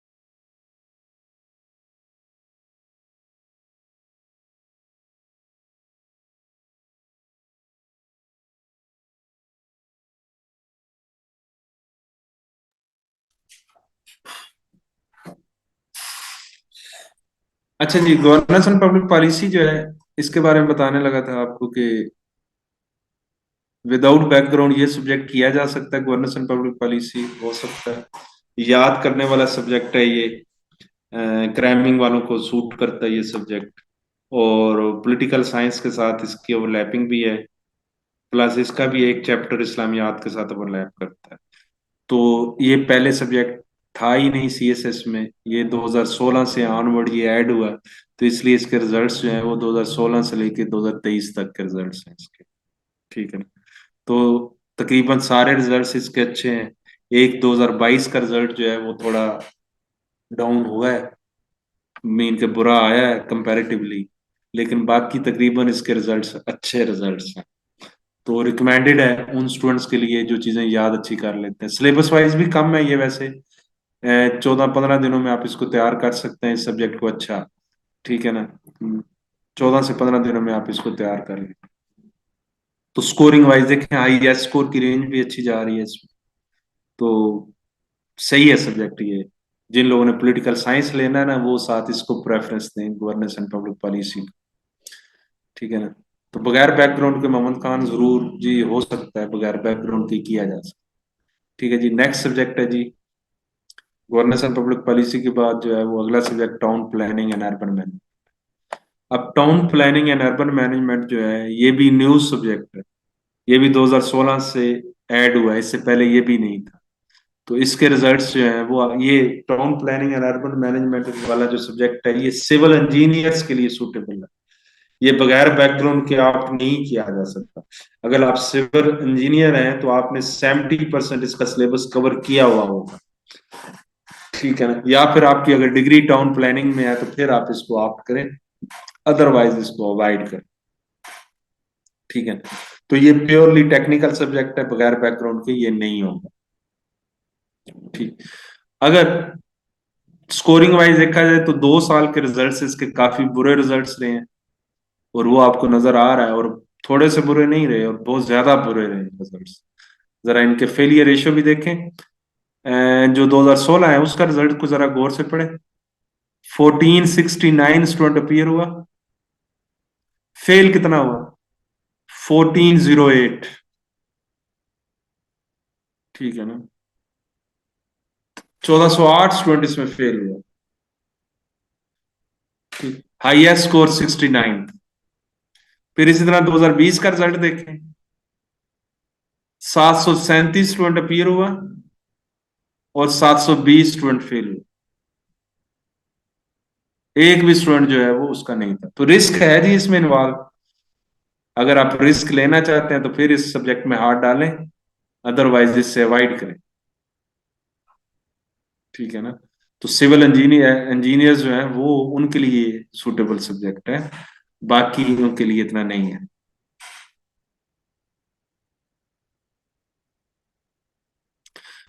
हुसैन बच्चे, अगर आपको नहीं समझ आए तो फिर बेहतर है कि फिर अवॉइड ही करें इस सब्जेक्ट को। अगर पेपर ही नहीं आपको समझ आया, ऊपर से आप कह रहे हैं कि आप सिविल इंजीनियर भी हैं, फिर तो आपने सिविल इंजीनियरिंग ही सही नहीं की मुझे लगता है।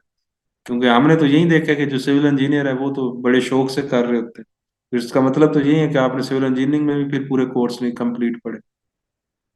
ठीक है, तो बहरहाल स्कोरिंग वाइज ये आपको बता रहा हूँ कि 2022 का बेस्ट रिजल्ट था, इसका जो है वो काफी बुरा रिजल्ट। अब आते हैं जी नए सब्जेक्ट पे।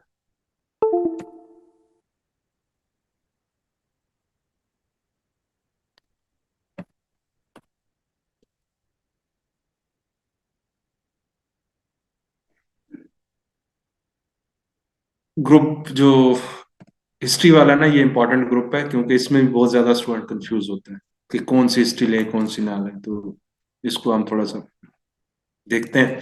ग्रुप 4 जो है, history of Pakistan and India. अब इंडो पाक हिस्ट्री जो है विदाउट बैकग्राउंड, अच्छा हिस्ट्री कोई भी आप बगैर बैकग्राउंड के आप कर सकते हैं। ठीक है ना? हर हिस्ट्री में दो चीजें रट्टे वाली होंगी, एक डेट्स वो आपने याद करनी होती है, और दूसरा नामन नामनक्लेचर। ठीक है ना? नामनक्लेचर। ठीक है? तो वो भी आपने याद करनी होती है। बाकी स्टोरीज होती हैं, स्टोरीज भी इनके कुछ स्टोरीज आपको 2 दफा सुन के याद रह जाती है, कुछ स्टोरीज आपको बार बार सुननी पड़ती है फिर याद रहती है। तो हिस्ट्री कोई भी आप बगैर बैकग्राउंड के आप कर सकते हैं, ठीक। लेकिन जो लोग क्रैमिंग से अवॉइड करते हैं वो लोग फिर हिस्ट्री से भी अवॉइड करें तो बेहतर है, क्योंकि हिस्ट्री में याद करने वाली क्रैमिंग वाली चीजें ज्यादा है, ठीक है। हाफिज साहब, मैं नमाज के इंशाल्लाह आगे ब्रेक देते हैं अभी, ये सब्जेक्ट को पूरे कर लें नमाज, क्योंकि अगर आप 5:30 बजे भी हम छोड़ेंगे तो उसमें टाइम है कि आप नमाज पढ़ सकते हैं, ठीक है ना। अच्छा जी, इंडो पाक हिस्ट्री जो है इसके बारे में बता रहा था कि ये पहले 200 नंबर का सब्जेक्ट था और अब 100 नंबर का सब्जेक्ट है। इसका सिलेबस स्टार्ट होता है 712 से लेके प्रेजेंट डे तक, ठीक है ना। इसकी ओवरलैपिंग जो है इंडो पाक हिस्ट्री की पाकिस्तान फेयर के साथ है। कोई 50% पाकिस्तान फेयर आपका इंडो पाक हिस्ट्री में कवर हो जाता है। फिर पॉलिटिकल साइंस के साथ 20% इसकी ओवरलैप, ठीक। तो ये अब इसकी ओवरलैपिंग है। टाइम ये कंज्यूम करेगा, अगर आपने एज ए सब्जेक्ट कभी हिस्ट्री नहीं पढ़ी तो फिर ये टाइम आपका कंज्यूम करेगा 40 to 45 डेज, 40 से 45 दिन लगेंगे आपको इंडो पाक हिस्ट्री की प्रॉपर प्रिपरेशन में, अगर आपका बैकग्राउंड नहीं है, ठीक है ना। मीन का उतना ही बैकग्राउंड है जितना हर पाकिस्तानी का बैकग्राउंड है, ठीक। तो हम जो है इसके रिजल्ट्स देखते हैं। रिजल्ट्स वाइज जो है इंडो पाक हिस्ट्री को इतनी इनकरेजिंग नहीं है। ये आपके सामने रिजल्ट्स नजर आ रहे हैं इंडो पाक हिस्ट्री के।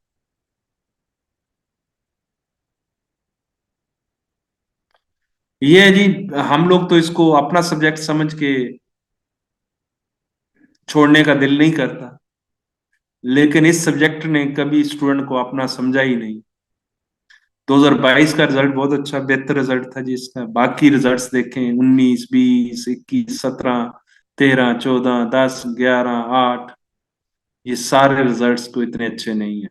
आप यूं समझे कि पिछले 17 सालों में 4 साल ये बेस्ट रहा है, 2 साल ये गुड रहा है, और बाकी यूं समझे कि ये पुअर ही रहा, ठीक है। तो रिस्क है जी बहुत ज्यादा। अगर आप लेना चाहते हैं रिस्क तो फिर अगेन चॉइस आपकी अपनी है।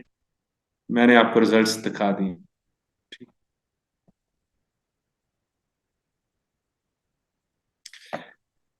ये 60% अबाव वाला देखें जी, कभी 2 हैं, कभी 4 हैं, कभी 5 हैं, इस तरह है, ठीक।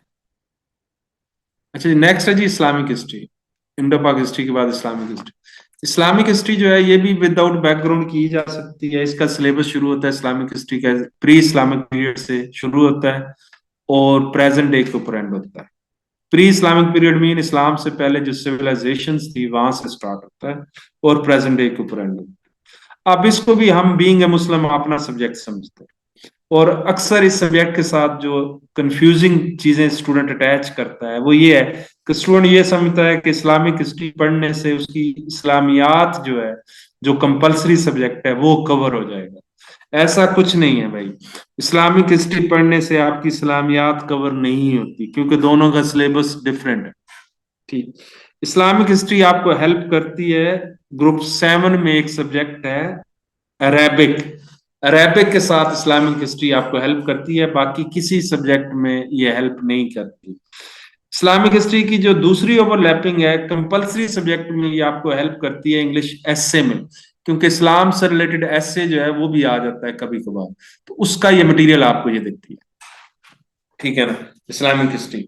अब इसके रिजल्ट्स देखते हैं। इस्लामिक हिस्ट्री में पहले 200 नंबर का था, अब 100 नंबर का है। तो अब इसके रिजल्ट्स देखें जी इस्लामिक हिस्ट्री के, ये देखें।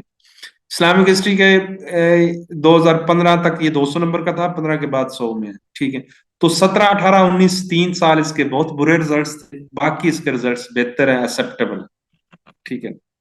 17, 18, 19 ये तीनों सालों, स्पेशली 18 का रिजल्ट देखें, सिर्फ 2 स्टूडेंट जिनका 60 से ऊपर स्कोर गया, ठीक है। तो देख लें, आप लेना चाहते हैं तो बाकी, लेकिन इंडो पाक से काफी बेहतर है। इंडो पाक देखे ना, उसमें तो सारा रेड ही रेड आपको नजर आ रही है ना। इस्लामिक हिस्ट्री फिर भी से बेहतर, अभी पिछले 3-4 सालों से तो 20 से 23 तक तो ये फिर भी काफी बेहतर है, अच्छी रही है इस्लामिक हिस्ट्री, ठीक। तो रिकमेंडेड है। सिलेबस लेंथ ही है, ये भी 40 से 45 दिन आपके कंज्यूम करेगा अगर आपने एज ए सब्जेक्ट हिस्ट्री कभी नहीं पढ़ी, ठीक। नेक्स्ट है जी हिस्ट्री। इसके बाद ब्रिटिश हिस्ट्री है। ब्रिटिश हिस्ट्री जो है इसका सिलेबस शुरू होता है जी 1688 से, 1688 से शुरू होता है और प्रेजेंट डे के ऊपर एंड होता है। ब्रिटिश हिस्ट्री की किसी और के साथ कोई खास ओवरलैपिंग नहीं है। इंग्लिश लिटरेचर के साथ कोई 10% ओवरलैपिंग है ब्रिटिश हिस्ट्री जो है, ठीक है ना। इंग्लिश लिटरेचर के साथ 10% ओवरलैपिंग है इसकी, बाकी किसी के साथ कोई खास ओवरलैपिंग नहीं है।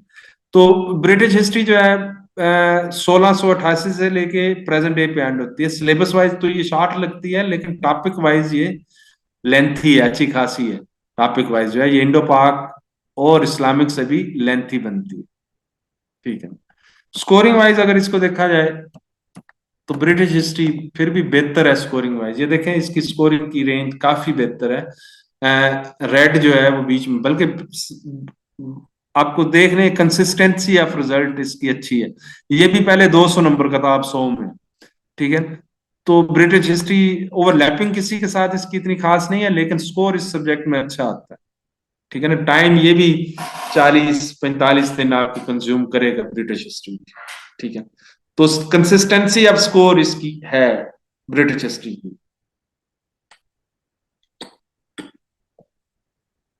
नेक्स्ट है जी जैन अता मेरे भाई। रिपीट करते रहे तो आगे नहीं चल सकेंगे चीजें। आ गया जी ब्रिटिश हिस्ट्री के बाद जो है यूरोपियन हिस्ट्री। ये लो नजर मार लो। यूरोपियन हिस्ट्री जो है, यूरोपियन हिस्ट्री का सिलेबस स्टार्ट होता है जी 1789 से और प्रेजेंट डे के ऊपर एंड होता है। तो पीरियड वाइज देखा जाए तो ये तो ब्रिटिश से भी कम है। वो 1688 से शुरू होती है, ये 1789 से शुरू हो रही है, प्रेजेंट डे के ऊपर एंड हो रही है। लेकिन अगेन ये भी पूरे यूरोप की हिस्ट्री। ठीक है ना। यूरोपियन हिस्ट्री की ओवरलैपिंग जो है वो सिर्फ आईआर के साथ है। आईआर जो है वो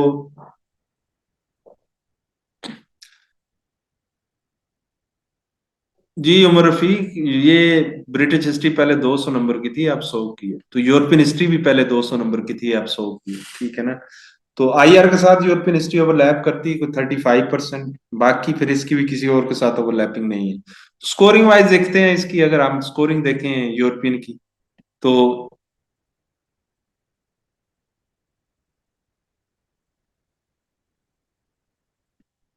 ये जी यूरोपियन हिस्ट्री के रिजल्ट्स। यूरोपियन हिस्ट्री बेहतर है जी, स्पेशली 2016 से ऑनवर्ड तो ये बेस्ट है। ठीक है ना। जो लोग आईआर का सोच रहे हैं वो साथ यूरोपियन हिस्ट्री का जरूर सोचें।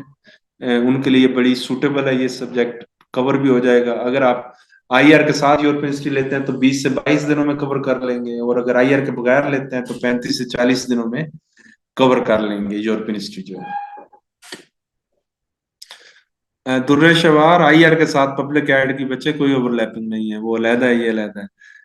बगैर बैकग्राउंड की हिस्ट्री मैंने शुरू में बताया कि आप बगैर बैकग्राउंड के ले सकते हैं कोई भी हिस्ट्री। हिस्ट्री के लिए बैकग्राउंड जरूरी नहीं। ठीक है। तो ये भी बेहतर है स्कोरिंग वाइज, 16 से ऑनवर्ड स्पेशली बेहतर है। हाईएस्ट स्कोर भी देख लें 88 90 तक तो गया है ये। तो रिकमेंडेड है ये भी।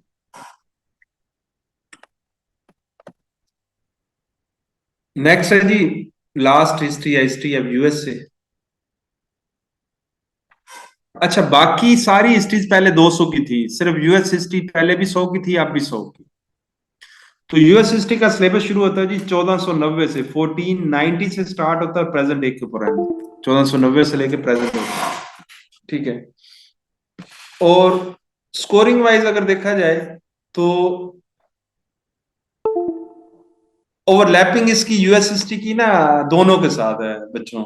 आईआर के साथ भी ओवरलैप करता है और पॉलिटिकल साइंस के साथ भी ओवरलैप करता है यूएस हिस्ट्री, तो दोनों के साथ चला सकते हैं इसको। ठीक है ना। अकाउंटिंग वगैरह वो भी रखना चाहें तो आप रख सकते हैं, लेकिन ओवरलैपिंग नहीं है उसके साथ। अच्छा, इसकी रिजल्ट्स देखते हैं। यूएस हिस्ट्री के पहले बहुत अच्छे रिजल्ट्स थे, लेकिन अभी कुछ इसके ऊपर नीचे हुआ है रिजल्ट्स। ये है जी रिजल्ट।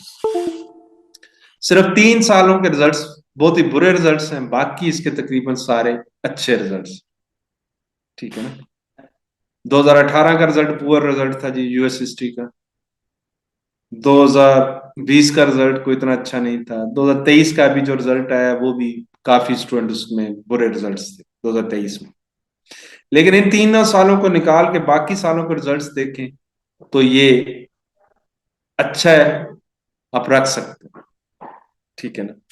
तो रिकमेंडेड है 2025 वालों के लिए यूएस हिस्ट्री।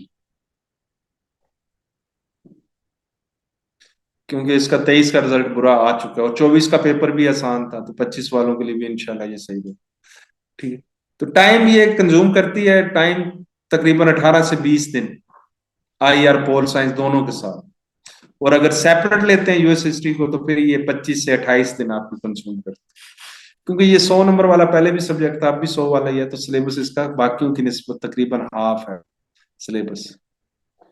तो रिकमेंडेड है ये। यहाँ पर हिस्ट्री का ग्रुप कंप्लीट होता है जी। अब हम आते हैं जी नेक्स्ट पे, ग्रुप 5 के ऊपर आएंगे। ग्रुप 5 में जो नंबर 1 सब्जेक्ट है जेंडर स्टडीज। जेंडर स्टडीज जो है विदाउट बैकग्राउंड किया जा सकता है।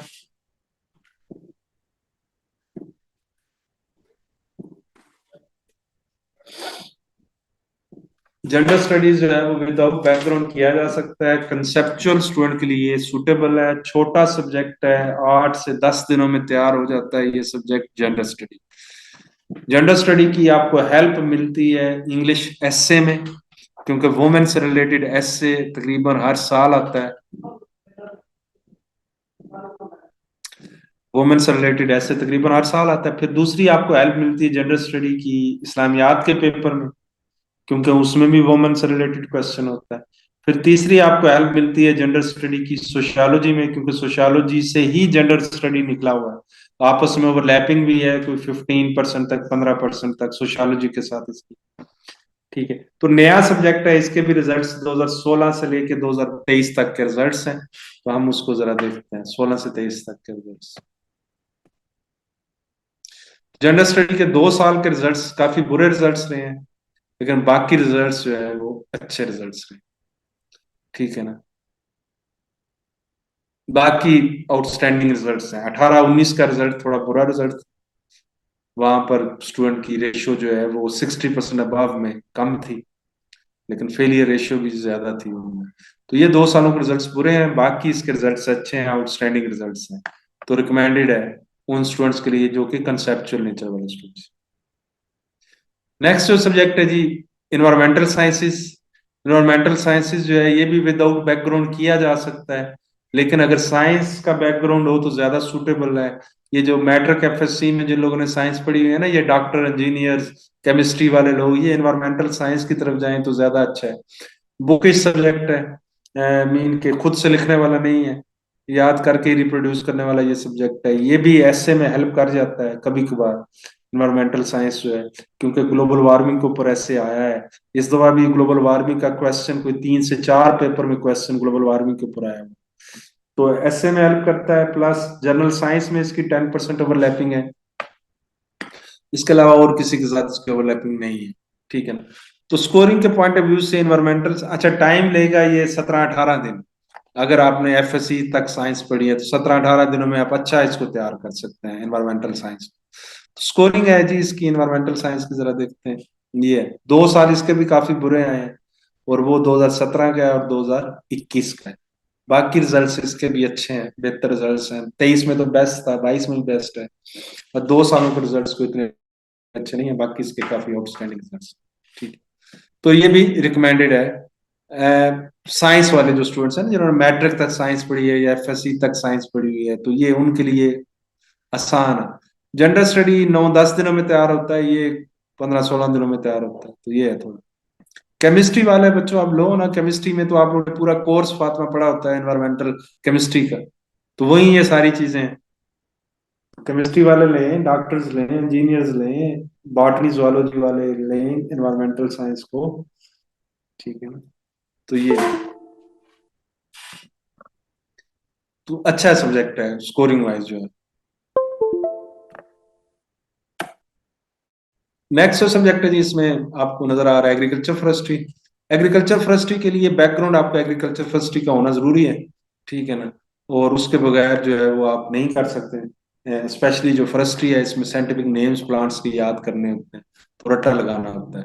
तो बैकग्राउंड अगर आपका हो तो ज्यादा अच्छा है, नहीं तो फिर एफएससी तक एटलीस्ट बायो पढ़ी हो, तो फिर आप एग्रीकल्चर और फॉरेस्ट्री की तरफ जाएं, अदरवाइज ना जाए। ये स्कोरिंग इसकी काफी बुरी है एग्रीकल्चर फॉरेस्ट्री की। ये देखें जरा इसका रिजल्ट्स एग्रीकल्चर फॉरेस्ट्री के। ठीक है ना। 2016 का पुअर, बस 2 रिजल्ट्स अच्छे हैं, 3 रिजल्ट्स इसके, एक 2000 2020 का, और दूसरा 2022 और 23 के रिजल्ट अच्छे। ठीक। तो मेरी एडवाइस तो यही है कि अवॉइड करें एग्रीकल्चर फॉरेस्ट्री को, इवन चाहे आपकी डिग्री क्यों ना हो, रिजल्ट्स आपके सामने है, तो अवॉइड करें तो ज्यादा बेहतर है।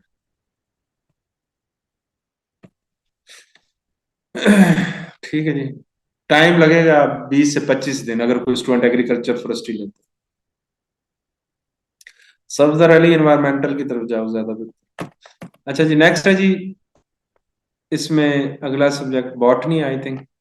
बॉटनी के लिए एमएससी बॉटनी होना जरूरी है जी, ये भी पहले 200 नंबर का था, अब 100 नंबर का बॉटनी। तो सिलेबस लेंथ ही है इसका।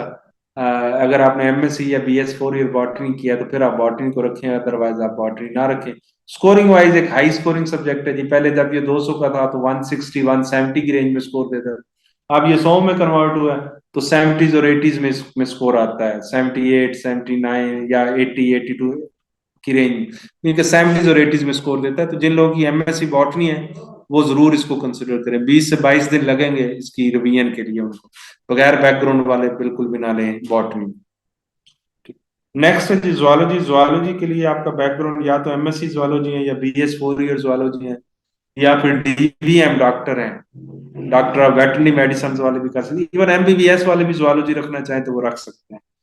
ठीक है ना, क्योंकि उन्होंने 30% जुआलॉजी के कोर्स MBBS वालों ने कवर किया होता है, लेकिन 70% जो है उन्होंने कवर करना होता है जुआलॉजी। ठीक है। तो जुआलॉजी के रिजल्ट्स जो हैं, दिखा देता हूँ आपको रिजल्ट्स।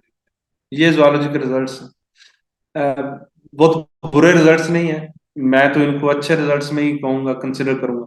तो आप रख सकते हैं जुआलॉजी, रखना चाहिए भी अगर आपने एमएससी किया हुआ है जुआलॉजी में, तो फिर आप इसको कंसिडर कर सकते हैं। ठीक है। 2017 का रिजल्ट बुरा था जुआलॉजी का, फिर 2010 का बुरा था, 2006 का बुरा था जुआलॉजी का, बाकी रिजल्ट्स इसके अच्छे हैं। ठीक है, तो इसलिए जुआलॉजी की तरफ।